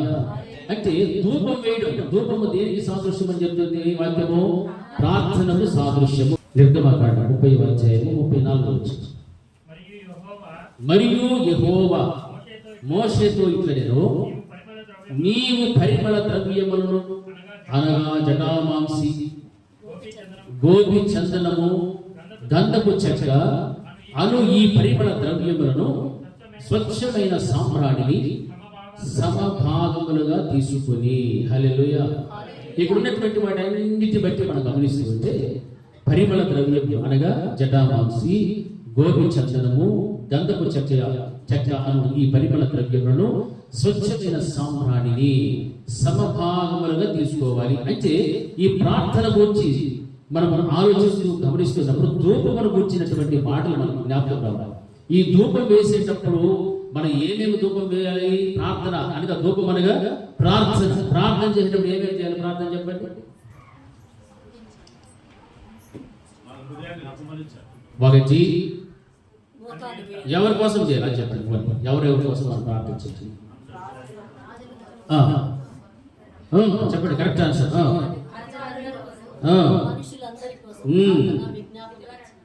ఒకే వాక్యం అందరూ చెప్పండి. ఇంకా దేనికోసం చేయాలా? ప్రార్థనలు. ఓకే. ఆ తర్వాత మళ్ళీ ఏం చేస్తారు? దేవుని స్తుతిస్తారు, ప్రార్థన చేస్తారు. ఈ విషయం ఎట్లా తెలుసా? చూడండి, మొదటి తిమోతికి రాసినటువంటి పత్రికలో 2వ అధ్యాయము 1వ వచనం ఒకసారి చదవండి. సంపూర్ణ భక్తియు మాన్యతయు కలిగి నెమ్మదిగా సుఖముగాను అన్నిటికంటే ముఖ్యంగా మనుషులందరి కొరకును, రాజుల కొరకును, అధికారులందరి కొరకును విజ్ఞాపన లెక్కేసుకోండి. మొట్టమొదటి ఏముంది అక్కడ?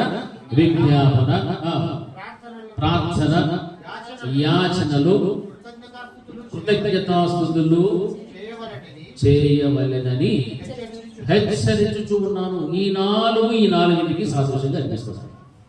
ధూపం వేయడం ఎలాగ వేయాలి అంటే యెహోవా మోషేతో మాట్లాడిన మాటల్లో పరిమళ ద్రవ్యములను కూడా నీవు నైవేద్యముగా ధూపం వలె వర్తించాలి. జటామాంసి, గోపి చందనపు, గంధము యొక్క చెక్క ఈ పరిమళ ద్రవ్యములను స్వచ్ఛమైన సామ్రాణిని సమపాదములుగా దాన్ని ఏం చేయాలి? తీసుకోవాలి అన్నాడు. ఈ 4ంటికి ఈ 4 సాదృశ్యం. ఏ 4? మనం చేస్తున్నటువంటి ప్రార్థన ఏముంది? మొట్టమొదట విజ్ఞాపన, ప్రార్థన, యాచనలు, కృతజ్ఞతాస్తుతులు. హల్లెలూయా. ఈ 4 కూడా మనం ఎలా చేయాలంటే సమభాగములుగా చేయాలి. హల్లెలూయా, హల్లెలూయా.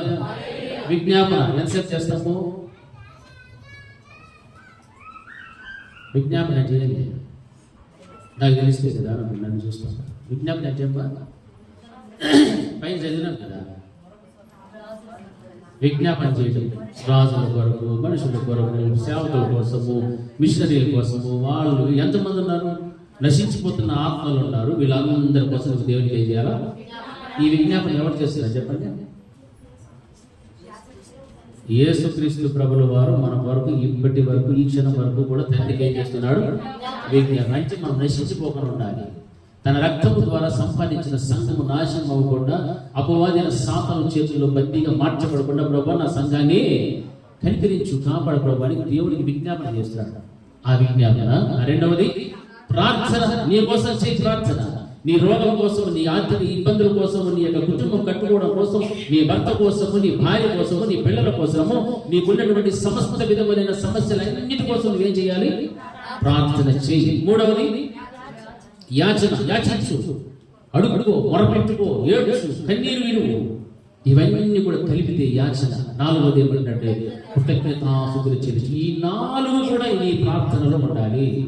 నీ ప్రార్థన చేసినప్పుడు నువ్వు ఎంతసేపు అయితే విజ్ఞాపన చేశావో అంతసేపు ప్రార్థన చేయాలి, అంతసేపు మళ్ళా యాచన చేయాలి, అంతసేపు కృతజ్ఞతాస్తుతులు చెల్లించాలి. హల్లెలూయా. అది ఒక అరగంట చేస్తే ఇది ఒక అరగంట చేయాలి, ఇది ఒక అరగంట చేస్తే ఇది ఒక అరగంట చేయాలి. మొత్తం ఎన్ని గంటలైంది? 2 గంటల సేపు నువ్వు దేవుడికి ఏం చేసావు? ధూపము వేశావు. హల్లెలూయా. నీ ప్రార్థనతో ధూపం వేశావు. ఎన్నో అంశాల కొరకు నీ ప్రార్థన చేయవచ్చు. ఎంతో మంది సమస్త మనుషుల కొరకు, రాజుల కొరకు, అధికారుల కొరకు, సమస్త మనుషులందరి కొరకు కూడా నువ్వేం చేయాలా? కనీసం 2 గంటల సేపు అయినా ప్రార్థన చేయవచ్చు. ఎందుకు ప్రార్థన చేయమన్నాడు? నీవు సుఖముగాను నెమ్మదిగాను బ్రతుకు నిమిత్తం. హల్లెలూయా. నువ్వు నెమ్మదిగా ఉండాలంటే వీళ్ళందరి కోసం ఏం చేయాలా? ప్రార్థన. ఇది దేవునికి నువ్వు వేసే ధూపం. ధూపం వేస్తూ ఉంటే దేవుడికి ఎలా ఉండాలి?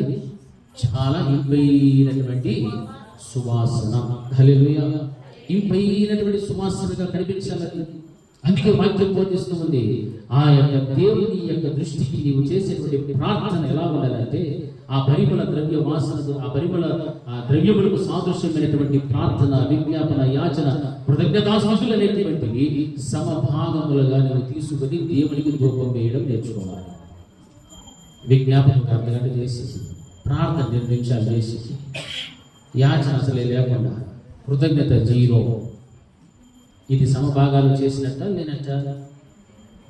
చేసినట్ట లేనట్ట? ఈ ప్రార్థనలు ఎప్పుడు చేయాలి చెప్పండి? ఇది ముఖ్యంగా మీరు తెలుసుకోవాలి. ఎప్పుడు చేయాలి ఈ ప్రార్థన?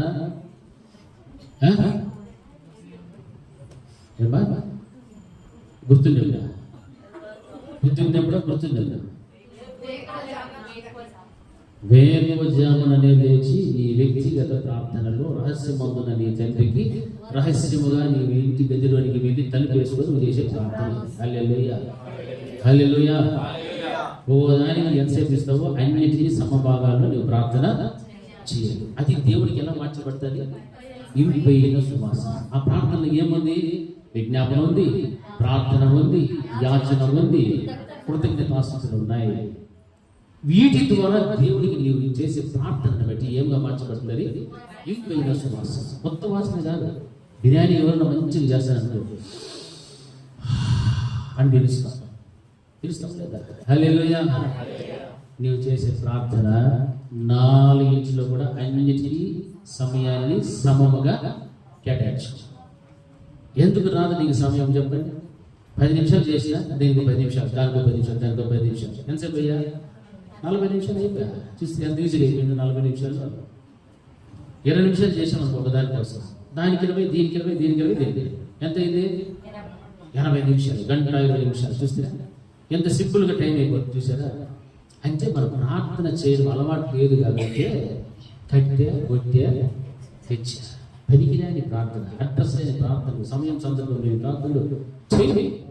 దేవుడు చూసాడు ఎంత కాలం మీ బతుకులు మారలేదు. ప్రార్థన జరుగులే, నాతో మాట్లాడడం మీకు తెలియదు అంటే నేనైతే అక్కడికి వచ్చి మిమ్మల్ని కలుసుకుంటాను. ఎందుకు తెలుసా? నేను మీతో మాట్లాడతాను. దేవుడే మనతో మాట్లాడడానికి ఇష్టపడుతున్నాడు. కనీసం ఆయనతో మాట్లాడే ఒక క్రమం అనేటువంటి ఉండాలి వద్దా? మనం చెప్పాలి తెలిసి క్రమం ఉండాలి వద్దా? కుర్చీలో వాళ్ళు క్రమం ఉండాలి వద్దా? ఉండాలి. క్రమమైనటువంటి ప్రార్థన లేకపోతే ఏది ఫలితము జవాబు నీకు రానే రాదు. జ్ఞాపకం పెట్టుకోవాలి. క్రమమైనటువంటి భక్తి లేకపోతే నీ ద్వారా, నీ ప్రార్థన ద్వారా, నీ భక్తి ద్వారా దేవునికి ఇంపైన సువాసన కలగదు. మరి ఇన్నేళ్ళు చేసిన ప్రార్థన ఏమైనదో మీకు ఆలోచన కావచ్చు. దుర్వాసన వచ్చి ఉండొచ్చు. దేవుడు ఎలాగ తెచ్చిన వాసన, పనికు తెచ్చిన వాసన మనం సహిస్తామా? సహిస్తామా? నన్ను చూడాలి అందరూ. మందలో ఎవరు అంత తలకాయలు తెచ్చుకోవద్దండి, హోంవర్క్ చేయకండి, నన్ను చూడాలి. ఇంతే చెప్తున్నా. ఇందాక పాటలు చూసుకునేది, రాసుకునేది, ఇవన్నీ చేయడం క్రమం. వాక్యం అయితే వాక్యమే వినాలి. ప్రార్థన అంటే ప్రార్థన, స్థుతి అంటే స్థుతి. మనం చేసిన ప్రార్థనలు బట్టి దేవునికి ఏం వాసన వచ్చేది? నేను మనం చేసిన ప్రార్థనలు, ఇన్నేళ్ళు చేసిన ప్రార్థనలు, ఇది జ్ఞాపకం పెట్టుకోండి. ఇప్పుడు చెప్పండి, మన ప్రార్థనలు దేవుడికి ఇంపైన సువాసన వచ్చిందంటారా? ఎంతమంది కోసం చేయాలని చెప్పింది బైబిల్? రాజులు, అధికారులు, మనుషులు, సమస్త మనుషులందరి కొరకు మీరేం చేయాలా? విజ్ఞాపన, ప్రార్థన, యాచన, కృతజ్ఞతాస్తుతులు. హల్లెలూయా, హల్లెలూయా. గట్టిగా చెప్పండి, కొట్టండి. హల్లెలూయా. దేవుని స్తుతిస్తూ కూడా చెప్పండి కొట్టండి. ఈసారి కొట్టండి. హల్లెలూయా చెప్పండి. అట్లా చేస్తే మనకు సమయం చాలనే చాలు. మన పనుల మీద లోకం ఉంటుందా? భర్తల మీద లోకం ఉంటుందా? కానీ పెట్టుకోవాలి, లేకపోతే బుద్ధికి పారేస్తారు. భార్యల మీద లోకం ఉంటుందా? నేను వీళ్ళని చూసాను, పెళ్లిగానే చూస్తున్నాను, వెనకాల చూడాల్సింది. పెట్టుకోవాలి. భార్య మీద లోకం పెట్టుకోవాలి. దేవునికి ఇవ్వాల్సిన సమయము దేవునికి ఇవ్వాల్సింది. హల్లెలూయా, హల్లెలూయా. ప్రార్థన, ధూపములో ఉన్నటువంటి పరిమళ ద్రవ్యముల ద్వారా వచ్చేటువంటి ఇంపైన సువాసన అది దేవునికి కలగాలి. ఈ విధంగా ఆ 4 సాదృశ్యాలు ఉన్నాయంటే నిజంగా మనం చేసే ప్రార్థన ఈరోజు ఎలా దేవుడు కూడా మనం చేసే ప్రార్థన ఆయన కలుసుకోవడానికి ఇష్టపడాలి. బలి పశువులని మార్చబడుకోవడానికి ఇష్టపడాలి. సిద్ధపడు, అప్పుడు నేను లెగిస్తాను. అప్పుడు నీవు చేసే ప్రార్థన ధూపము వలె ఆయనకు వేస్తావు. హల్లెలూయా. నైవేద్యము ధూపము ఎలాగైతే అర్పిస్తావో అలాగే నీ ప్రార్థన ముందుకు వెళ్తూ ఉన్నది. హల్లెలూయా, హల్లెలూయా, హల్లెలూయా. మూడోది ఒక విషయం చెప్పి ముగించేస్తాను. మొదటి దశలోకి రాసిన పత్రిక 4వ అధ్యాయము 16వ వచనం ఒకసారి చదవండి. ఆర్భాటముతోను ప్రధాన దూత శబ్దముతోను దేవుని పూరతోను పరలోకము నుండి ప్రభువు దిగి వచ్చును. క్రీస్తునందు నుండి మృతులైన వారు మొదట లేతురు. ఆ మీద సజీవులమై నిలిచి ఉన్న మనము వారితో కూడా ఏకముగా ప్రభువును ఎదుర్కొన్నటము ఆకాశ మండలమునకు మేఘముల మీద కొనిపోబడతాము. మనము సదాకాలము ప్రభువుతో కూడా ఉందుము. హల్లెలూయా, హల్లెలూయా, హల్లెలూయా. గట్టిగా హల్లెలూయా, హల్లెలూయా. చూడండి, ఇక్కడ వాక్యం రాయబడినటువంటి రీతిగా గమనిస్తే దేవుని యొక్క చివరి దినాన జరగబోయేటువంటి కార్యాల గురించి ఇక్కడ మనం మాట్లాడుకుంటున్నాం. ఈ వాక్యంలో ఉన్నటువంటి మర్మం ఎంత గొప్ప తెలిసిన చాలా గొప్పది. చూడండి, ఆర్భాటముతోను, ఆర్భాటం అంటే ఎంత ఉంటుందా? చాలా భయంకరంగా ఉంటుంది. దాన్ని సంతోషంగా వర్గీకరిస్తే సంతోషం అనిపిస్తాయి. భయము, ఆందోళన అనేటువంటి దాంట్లో కోణంలోకి వెళ్తే చాలా భయంకరంగా ఉంటుంది. ఆర్భాటముతోను ప్రధాన దూత శబ్దము. మనకు వచ్చి ఈ శబ్దాలకి మనం వేపుడు చేస్తారు. ప్రధాన దూత శబ్దముతోను ఆర్భాటముతోను ఘోరతోను పరలోకం నుండి ఏమొస్తున్నారు? ప్రభువు దిగి వచ్చును. హల్లెలూయా. క్రీస్తునందు నుండి మృతులైన వారు మొట్టమొదట లేతురు. ఆ మీదట సజీవులమై నిలిచి మనము వారితో కూడా ఏకముగా ప్రభువును ఎదుర్కొన్నటకు ఆకాశ మండలమునకు మేఘముల మీద కొనుక్కోబడతాము. హల్లెలూయా. ఈ రోజు నీవు సిద్ధపాటు కలిగి ఉంటే, బలి పశువుగా మార్చబడి సిద్ధంగా ఉంటే, నీవు గ్రహించడానికి ఇష్టపడితే దేవుడు తను రానేటువంటి ఆయన రెండవ రాకడ దినాన ఆర్భాటముతోను ప్రధాన దూత శబ్దముతోను ఆయన దిగి వచ్చును. మేఘాల మీద ఆయన దిగి వస్తున్నాడు. బూరతో ఆ బూర శబ్దముతో ఆయన దిగి వస్తున్నప్పుడు ఆయనను ఎదుర్కోవడానికి నీవు సిద్ధంగా ఉండాలి. ఆయన ఎందుకు నిద్రించిన వారు మొదట వేస్తారైతే, రెండవది ఏమంటాడంటే మీదట సజీవులమై నిలిచిన మనము కూడా వారితో కూడా ఏకంగా ప్రభువును ఎదుర్కొందాము. హల్లెలూయా. మరి ఎదుర్కోవాలంటే నీకు ఏముండాలా? బలిపీఠం యొక్క అనుభవం ఉండాలి. రెండవది ఏముండాలా? ధూపము వేసేటువంటి అనుభవం నీకు ఉండాలి. అప్పుడు ప్రధాన దూత శబ్దముతోను ఆర్భాటముతోను ఊరధ్వనితోను రానైనటువంటి ఆ యొక్క యేసుక్రీస్తు ప్రభుల వారితో కూడా మనకు మధ్యాకాశములో ఆయన ఎదుర్కోవడానికి దేవుడు మనకంటే ఒక అవకాశము ఇచ్చేస్తాడు. హల్లెలూయా. మేఘాన్ని దేవుడు ఏర్పాటు చేయబోతున్నాడు. ఒక మేఘం రాబోతున్నది త్వరలో. ఆ మేఘం ఎవరి కోసం తెలుసా? ఎవరినైతే దేవుడు కలుసుకోవాలని ఇష్టపడుతున్నాడో, ఎవరినైతే మాట్లాడడానికి ఇష్టపడుతున్నాడో, ఏ వ్యక్తి అయితే బలిపై పశువుగా మార్చబడడానికి సిద్ధపడి ఉన్నాడో, ఎవరైతే దేవుడి యొక్క దహించు అగ్ని ద్వారా కాల్చబడడానికి తను తాను యొక్క శరీరమును సజీవ యాగముగా బలిగా అర్పణగా సమర్పించుకోగలిగాడో, తన యొక్క ప్రార్థన జీవితమును బట్టి, తన వ్యక్తిగత కుటుంబాన్ని బట్టి, సంఘమును బట్టి దేవుడికి ఇంపైన సువాసన కలిగినటువంటి వారుగా ఉన్నారో వారిని తనతో పాటు ఆయన తీసుకువెళ్ళడానికి మధ్యాకాశంలో వస్తున్నప్పుడు అటువంటి సమయంలో ఆయనతో పాటు ఆయన పంపిన మేఘం మీద మనం అందించడం కూడా ఆరోహణమై వెళ్ళడానికి దేవుడు ఇష్టపడుచున్నాడు. హల్లెలూయా, హల్లెలూయా. తన స్వరూపాన్ని ఇచ్చి, తన దూతల కావలిగా పెట్టి, తన సన్నిధిని ఇచ్చి మనకు తోడుగా వచ్చిన దేవుడు మరలా మనతో కలవడానికి, మాట్లాడడానికి ఇష్టపడుతున్నాడు. అంటే ఆ చివరి దినమున రాబోయేటువంటి ఆ గడి ఎలా ఉందంటే ఆర్భాటము, ప్రధాన దూత శబ్దము, కడముల ధ్వని, ఈ యొక్క స్థితి అంతా కూడా మనం చూస్తే చాలా భయంకరమైనటువంటి స్థితి. హల్లెలూయా. ఆ దినమున ఎవడైతే సిద్ధపడి ఉండగలుగుతాడో వాడిని దేవుడు సజీవుడిగా, అలాగే రెప్పపాటున మార్చబడి దేహమును మార్చి మహిమ దేహంగా మార్చబడి ఆ మేఘాల మీద ఆరోహణపడి స్థితిని దేవుడు అందిస్తాడు. హల్లెలూయా, హల్లెలూయా. అది మనకు కావాల్సిన బ్రతుకు. అంతేగాని నామకార్థపు క్రైస్తవుడిగా మనం బ్రతికితే ఆ స్థితిని పోగొట్టుకుంటావు. ఆ స్థితిని కావాలి.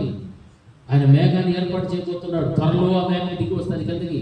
దేవదూతలు పంపబోతున్నాడు. భూమి మీద నలు దిక్కులకు కూడా తన దూతలు వెళ్ళి ఎవడైతే ఇటువంటి సిద్ధపాటు కలిగిన జీవితం ఉన్నదో ఆ సిద్ధపాటు కలిగిన జీవితమును బట్టి నలుదిక్కుల నుండి పోగు చేసి అందరినీ కూడా ఎవరైతే దేవుని బయటకు కలిగి ఉన్నారో వారందరినీ కూడా దేవుడు తనతో పాటు తీసుకెళ్ళడానికి సిద్ధంగా ఉన్నాడు. ఆయన వచ్చిన మొట్టమొదటి రాకడలో రెండవ రాకడ గురించి ప్రస్తావించి వెళ్ళిపోయాడు. ఇప్పుడు మనం చూస్తున్నటువంటి ఈ దినాలలో రెండవ రాకడకు సంబంధించిన సూచనలన్నీ కూడా చూస్తున్నాము, వింటూ ఉన్నాము, గ్రహిస్తున్నాము, అన్నీ చేస్తున్నాము.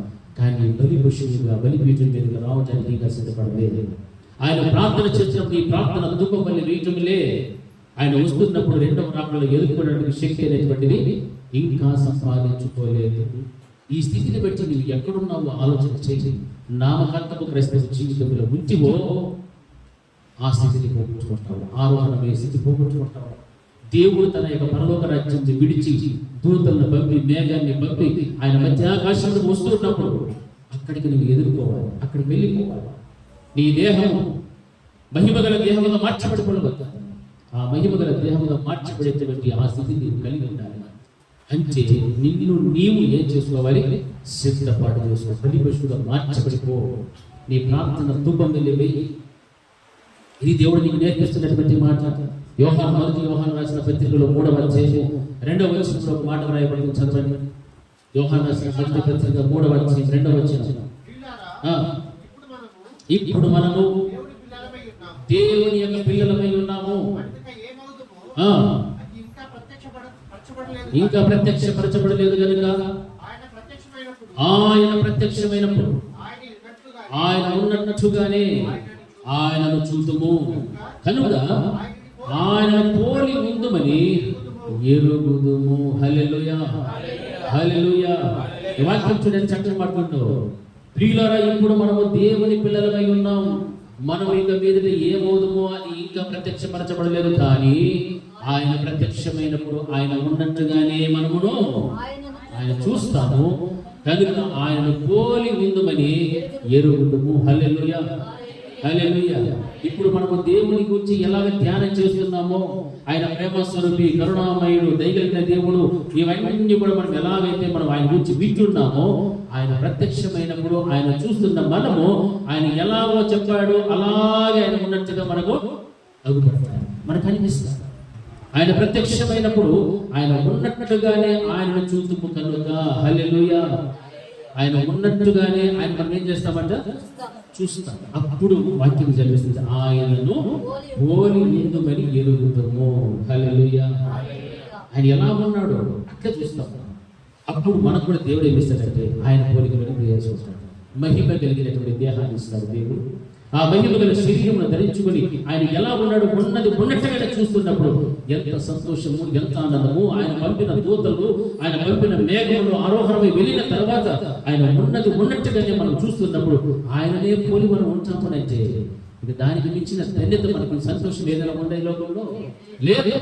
అందుకే వాక్యం సెలవిస్తాడు, నిన్ను నీవు ఎప్పుడైతే బలి పశువుగా మార్చుకోగలుగుతావో, నీ ప్రార్థన ధూప వేదికగా మార్చబడతాదో, వాటి ద్వారా దేవుడికి పైన సమాసం ఎప్పుడైతే ఇస్తూ ఉంటామో అప్పుడు దేవుడు ఉన్నట్టుగా నీవు చూచి ఆయన బలిగా ఏమైపోతావు? మార్చగలిగిపోతావు. హల్లెలూయా. ఆయన ఎలాగైతే మహిమ దేవుడు కలిగి ఉన్నాడు, మహిమ స్వరూపుడుగా ఉన్నాడు, ప్రకాశవంతమైన జీవితం ఆయన ఉన్నారో ఆ స్థితిని దేవుడు నీకు ఇవ్వాలని ఆశిస్తూ ఉన్నాడు. మరి ఈ రోజున క్రైస్తవ సమాజంలో ఆ స్థితిని పొందుకోవడానికి కట్టబడి చక్కగా అమర్చబడినటువంటి బలిపీఠం మీద బలి పశువుగా మార్చబడటానికి ఎంతమంది సిద్ధపడగలిగి ఉన్నారు? అరికాలంలో నడిని జరుగుతున్నటువంటి ప్రతి విధమైన శారీరక కార్యాలను విసర్జించి వాటన్నింటినీ తీసుకుని మంచి బలిపీఠం మీద పెట్టి ఆయన దహించు అగ్ని దేవుని ద్వారా దహించబడి అందులో నుండి వచ్చేటువంటి ఇంపైన సువాసన వలె నా ద్వారా నా దేవునికి కలగాలి. నేను చేసే ప్రార్థనలో విజ్ఞాపన, ప్రార్థన, యాచన, కృతజ్ఞతాస్తుతులు ఇవన్నీ కలిగి నేను ప్రార్థన చేస్తే ఆ ప్రార్థనను బట్టి, నా పరిచయను బట్టి, నేను చేసే సేవను బట్టి, నా కుటుంబాన్ని బట్టి నా దేవుడికి ఏమి కలగాలి? ఇంపైన సువాసన కలగాలి. హల్లెలూయా, హల్లెలూయా. ఆ విధంగా నీవు ఇంపైన సువాసన ఇచ్చేటువంటి ఒక విశ్వాసంగా ప్రార్థన. అప్పుడే దేవుడికి మహిమకరం, నీకు దీవెనకరము. అంతేగాని నామకార్థపు క్రైస్తవుడిగా క్రైస్తవురాలుగా మాత్రం బ్రతకవద్దు. అది దేవుడికి ఇష్టము కానిది. ఎన్ని సంవత్సరాలు దేవుడి మందిరానికి వచ్చిన దేవుని మార్చేస్తారు, ఒక్క మార్పు జీరో. మన జీవితంలో ఆ యొక్క మధ్యాకాశంలో దేవుని ఎదుర్కొన్నప్పుడు, ఆయన చూస్తున్నప్పుడు మనం కూడా ఎలాగైపోతామంటున్నాడు, ఆయన పోలి ఉందుమని ఎరుగుతుంది. హల్లెలూయా. ఈరోజు మళ్ళీ మనం చూసుకుంటాం అర్థంలో. అర్థం పక్క నుంచి వెళ్ళిపోతే మన స్వరూపం మనకు తెలుస్తుందా? మర్చిపోతాం, ఒక క్షణం మర్చిపోతాం. అర్థం ముందు ఉన్నంతవరకు ఏమేమో చేసుకుంటాం, దూకుంటాము, పూసుకుంటాము, రాసుకుంటాము, ఏమేమో చేస్తాం. పక్కకు పోతే నీ స్వరూపం ఎదుటోడికి తప్ప నీకు మాత్రమో తెలియదు. కానీ దేవుడు అంటాడు, మధ్యాకాశంలో ఎదుర్కొన్నప్పుడు ఆయన నీవేమిటో పోలి ఉండు. హల్లెలూయా, హల్లెలూయా. ఆయన నీవు పోలి ఉంటావు. ఆ గొప్ప వాక్యవంతమైన జీవితం నీకు కావాలి. అంతే తప్ప దేవుని మందిరం విషయంలో నిర్లక్ష్యం చేస్తూ, ధర్మశాస్త్రాన్ని పక్కన పెట్టి, వాక్యానుసారమైన జీవితం లేకుండా, ప్రార్థన లేకుండా, ఉపవాసం లేకుండా, పరిశుద్ధత లేకుండా, రక్షణ లేకుండా క్రైస్తవుడు అని పేరు పెట్టుకొని దేవుడు నాకు ఎందుకు దూషించాలి? ఎందుకు దూషణ పాలు కావాలి? నీ వల్ల దూషింపబడనే దూషించబడకూడదు. అందుకే ఎన్నోసార్లు చెప్తాను, బతికితే ఎలా బతకాలా? క్రైస్తవుడుగా బతకాలి. కానీ నామకర్తకు క్రైస్తవుడుగా మాత్రము జీవించి చూపించు.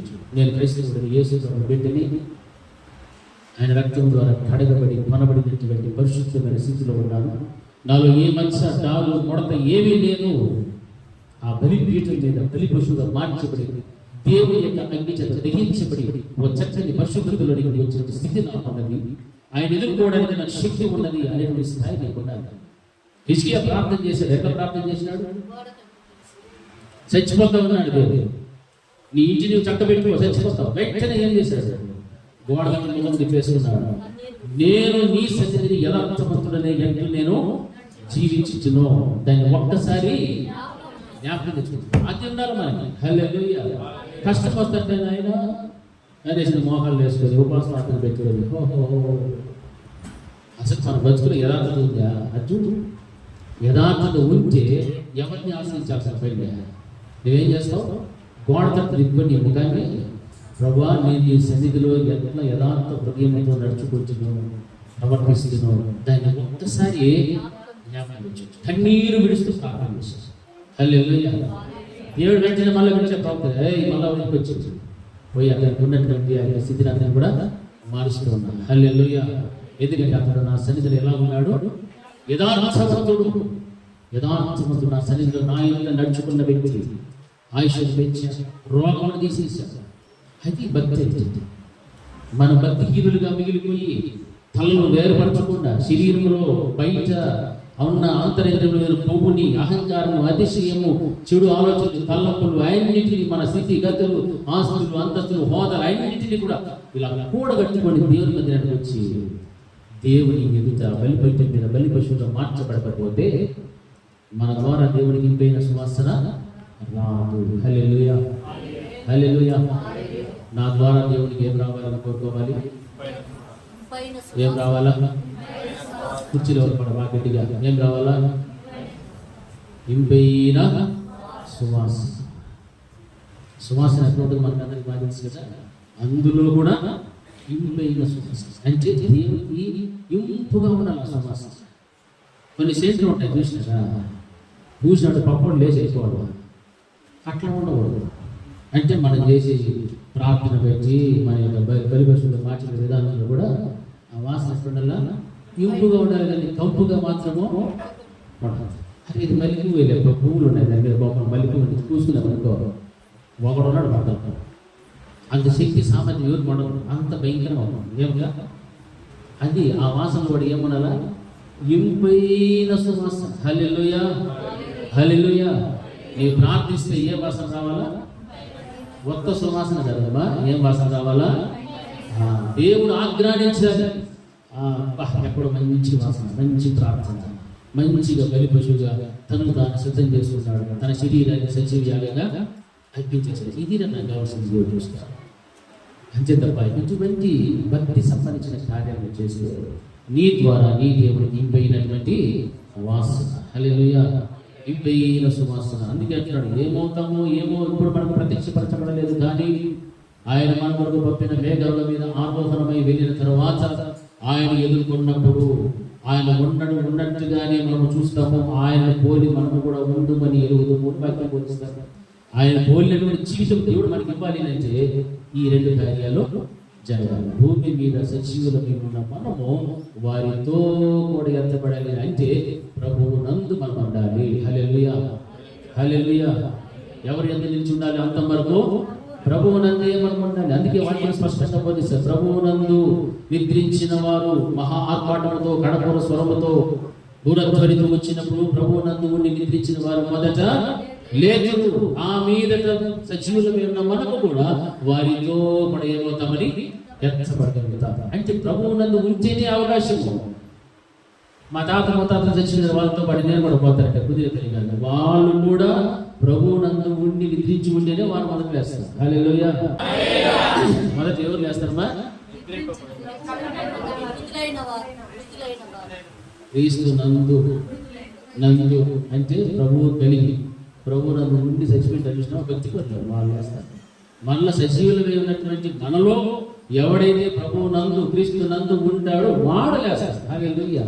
పాపాలు చేసుకుంటారు, కళ్ళలో ఉన్న చెడు తలంపులు ఆలోచనలు అన్ని అట్లా పెట్టుకొని బాహ్య ప్రపంచాన్ని కల్పించి నీ ఆస్తి అంతస్తులు హోదాలు చూపెట్టుకొని నీ హృదయ అంతరంగంలో దాగి ఉన్న నీ రహస్య పాపములు అట్లే కప్పించుకొని నీలో ఉన్న కొవ్వుకు సాదృశ్యమైనటువంటి అతిశయము, గర్వము, అహంకారం అన్నిటిని అట్లే పెట్టుకొని ఉండేవాడు మాత్రము ఎత్తబడనే ఎటు చెప్పాలి? ఎత్తబడనే. హల్లెలూయా. నా ఎదుట దేవుడు పెట్టిన సంఘాన్ని నేను ఏంగా మార్చాలి సార్? ఏంగా మార్చాలా? వధువు సంఘముగా పెళ్లి భార్యగా మార్చేది. అది నా పని. ఈ పనిలో నేను ఏమైనా చేస్తాను. మీరు నన్ను చిట్టుకుంటా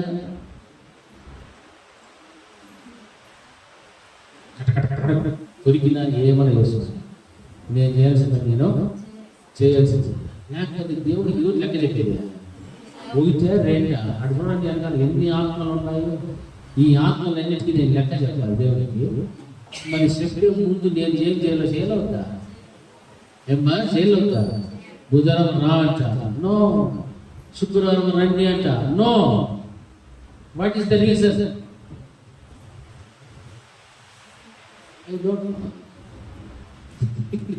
హల్లెలూయా. నాకే తెలియదు, వాళ్ళు కూడా తెలియదు. ఎవరు చూడాలా? మళ్ళా సంఘం దేవుడు కనిపించారు. ఈ సంఘంలోనే ఏమంటున్నామంగా ఇవన్నీ కూడా ఎందుకు అంటే మనము సిద్ధపరచుకోవడం. బలిపీఠం మీద ఒక బలి పశువుగా మార్చబడాలంటే ఇవి ఏవి కూడా ఉండనే ఉండవు. ఆరాధనలు మనకి ఇంత ధారాళంగా పెట్టుకోవడానికి స్వేచ్ఛనిచ్చిన ఈ దినాలలో మనం చక్కగా దేవుడి మధ్య నేర్చుకోవాలి. ఆ వాక్యం ముందు మన హృదయం అంతా నింపకపోతే అప్పుడు నీ ప్రార్థన, నీ యొక్క అభిషేకం, నీ సమర్పణ అంతా కూడా యెహోవా దేవుడికి ఎలా మార్చబడతారు? ఇంపైన సువాసనగా మార్చబడుతుంది. హల్లెలూయా, హల్లెలూయా. ఇంపైన సువాసన. అంతేకాదు ఆయన పంపేటువంటి దేవదూతల ద్వారా పంపే మేఘంలోని ఎక్కి ఆయన ఎదుర్కోవడానికి ఆయన వల్లే ఆయన రూపంలోని నిన్ను దేవుడు ఏం చేస్తాడు? మారుస్తాడని నీవు ఎరుగుతూ నీవు తెలుసుకుంటామని చెప్తాను. మరి ఆ స్థితి కావాలంటే ఈ రెండు కార్యాలు మన జీవితంలో ఉండాలి. ఆ స్థితి నాకు వద్దు అనుకుంటువో నీవు చేయాల్సిన పని మనకేం కావాలా? పరలోక రాజ్యం కావాలి. వాక్యం మూలవాక్యం ఏం చెప్తుందిగా? మొట్టమొదటి నిర్గమాకాండం 29వ అధ్యాయంలో నా సన్నిధి నిత్యము మీకు తోడుగా ఉన్నట్లు ఇచ్చిన తర్వాత ఏమన్నాడు? యెహోవాకు ఇంపైన సువాసనగా ఉండాలని చెబుతూ నేను అక్కడికి వచ్చి మిమ్మల్ని ఏం చేసుకుంటాను? హల్లెలూయా, హల్లెలూయా. బలిపీఠం దగ్గరికి వచ్చాడు దేవుడు, కలుసుకున్నాడు. రెండవది ప్రార్థన దగ్గరికి వచ్చాడు, కలుసుకున్నాడు. నీతో మాట్లాడడానికి ఇష్టపడతాడు. నీవు ఈ విధమైన జీవితం జీవిస్తే సమరయుని మార్చిన దేవుడు నిన్ను మారుస్తాడు. సమూయేలును ప్రవక్తగా మార్చిన దేవుడు నీ జీవితంలో గొప్ప కార్యాలు చేస్తాడు. సౌలుని పౌలుగా మార్చిన దేవుడు ఇలా ఎంతో మంది జీవితంలో ఏ విధమైన మార్పులు దేవుడు చేయగలిగాడు. ఆ విధంగా దేవుడు నీ జీవితంలో కూడా ఖచ్చితంగా చేస్తాడు. అయితే మనం చేసేది భక్తి క్రమముగా ఉండాలి. హల్లెలూయా. నీ శరీరము దేవునికి సజీవ యాగముగా సమర్పించు. నీలో ఉన్నటువంటి ప్రతి విధమైన మాలిన్యం, ప్రతి విధమైనటువంటి పాపము, బలహీనత, రహస్య పాపము, అతిశయం, గర్వము, ఆలోచన, తలపు అన్నిటి క్రొవ్వుని అన్నిటికీ తీసుకొచ్చి ఎక్కడ పెట్టాలా? బలిపీఠం మీద పెట్టు. హల్లెలూయా. హల్లెలూయా. ఆ బలిపీఠం మీద పెడితేనే ఆయన కాల్చి వేసినప్పుడు వచ్చేది వాసనే దేవుడికి ఇంపైన సువాసనగా మార్చబడ్డాడు. ఇలా మార్చబడిన నీ కొరకు దేవుడు ఏం పంపుతున్నాడంటే తన దూతలను పంపబోతున్నాడు. హల్లెలూయా.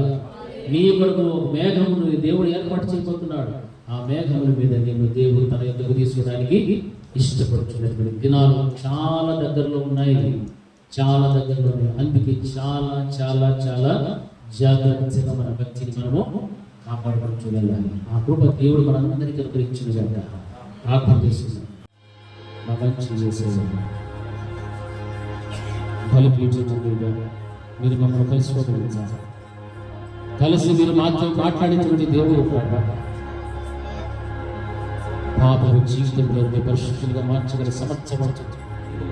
మా దేహం సజీవ యాగంగా మేము సమర్పించి ఒక బలి పశువుని ఏ విధంగా అయితే వధించడానికి సిద్ధపరచగలుగుతారో మరి కాలం మొదలు నడినెత్తితో ప్రభావం ఉన్నటువంటి ప్రతి శారీరక కార్యం అన్నిటిని కూడా తీసి ఈ బలిపీఠం మీద వేసి దహించు అగ్నిచేత దహించబడి తద్వారా వచ్చేటువంటి ఆ ఇంపైన సువాసనే మీరు ఆహ్వానించేటువంటి దేవుడు. ఆ విధంగా మా జీవితాన్ని మార్చండి, మా బ్రతుకులను మార్చండి ప్రభా, మార్చండి నాయన. ఇటువంటి ప్రయాసలు, ప్రయత్నములు, ప్రయాణంలో అపవాదిని సాధనలు అతి సులువుగా తండ్రి వెనుకకు లాగుచున్నాడు. ఆలోచనలు మానివేసి శరీర కార్యములు చంపుకోలేక, అతిశయం గర్వమును విడిచిపెట్టలేక, రహస్య పాపములు విడిచిపెట్టలేక బలి పశువుగా మార్చబడటానికి సిద్ధపాటు లేని జీవితం అనేది జీవించడానికి సాతానుడు ఎంతో ప్రయాసపడుతున్నాడు, ప్రయత్నం చేస్తున్నాడు. అటువంటి వారి ప్రయత్నములన్నిటినీ కూడా మీ నామములో నశింపచేసి ప్రార్థిస్తున్నాడు. మీ నామములో నశింపచేసి వీరి కార్యాలు జరిగించాలని ప్రార్థన ధూపం వలె వేయమని చెప్పాడు. ఆ ధూపం నుండి వచ్చేటువంటి వాసన ఇంపైన సువాసనగా మార్చబడాలి, ఇంపైన సువాసనగా మార్చబడాలి. మీరు మా కొరకు పంపుతున్నటువంటి మేఘంలో మేము వెచ్చబడాలి, మా కొరకు పంపుతున్నటువంటి దేవతల చేతులను సమకూర్చబడాలి ప్రభు. ఆ స్థితిని మేము పొందుకోవాలంటే బలి పశువుగా మార్చబడి మా ప్రార్థన ధూపం వలె దేవభావంలో కలుసుకొని మీరు మాతో మాట్లాడితేనే అటువంటి శ్రేష్టమైన జీవితం కూడా మేము రాగలుగుతాము. ఆ స్థితిని మాకు దయచేయండి. ఆ స్థితిని నాకు మా అందరికీ కూడా మీరు దయచేసి ప్రార్థన చేస్తున్నాను. ఏ ఒక్కరు కూడా నశించిపోవడం మీకు ఇష్టం లేదు ప్రభు, మీకు ఇష్టం లేదు నాయన. ప్రతి వారు కూడా నేను రక్షించబడాలి, ప్రతి ఒక్కరు కూడా మీతో పాటు ఆ మహిమ కలిగినటువంటి రాజ్యంలో నీకు చేసే ప్రయాసించాలి. మహిమల నుండి అధిక మహిమలోనికి వెళ్ళాలంటే కృప వెంబడి కృప రావాలి, కృప వెంబడి కృప రావాల్సిందేనాయన. దానిని పొందుకోవడానికి మాకు యోగ్యత దయచేయండి, అర్హత దయచేయండి. మీ నామములో ప్రార్థిస్తున్నాం, మీ నామములో ప్రార్థిస్తున్నాం. బిడ్డలందరికీ నా తండ్రి ప్రభా అటువంటి యోగ్యకరమైన జీవితాలు మొదలు కృప చూపెట్టున్నాను. యేసు అధికారమైన నామములో ప్రార్థించి వేడుకుంటున్నాము తండ్రి. ఆమేన్. నా ప్రాణమా యెహోవా సంతోషించు, నా అంతరంగమున సమస్తమైన పరిశుద్ధ నామమును సంతోషించు. నా ప్రాణమా యెహోవాను సంతోషించు, ఆయన చేసిన ఉపకారములను దేనిని మరువకు. మన తండ్రి దేవుని ప్రేమ, ఆయన కుమారుడైన యేసుక్రీస్తు యొక్క కృప, పరిశుద్ధాత్మ యొక్క అన్యోన్య సహవాసం ఇప్పుడు ఎల్లప్పుడూ నిత్య నిరంతరం సదాకాలం ఆయన కృప సమాధానం మనకు మన కుటుంబంలో తోడి నడిపించుగాక.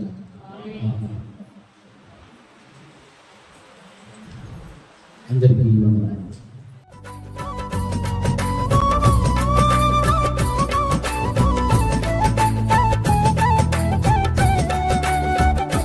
నువ్వు నా తోడు ఉన్నావయ్యా, నాకు భయమేల నా యేసయ్యా. నువ్వు నాలోనే ఉన్నావయ్యా, నాకు దిగులేల నా మెస్సయ్యా. నాకు భయమేలా, నాకు దిగులేలా, నాకు చింతేలా, నాకు భీతియేలా. నువ్వు నా తోడు ఉన్నావయ్యా, నాకు భయమేలా నా యేసయ్యా.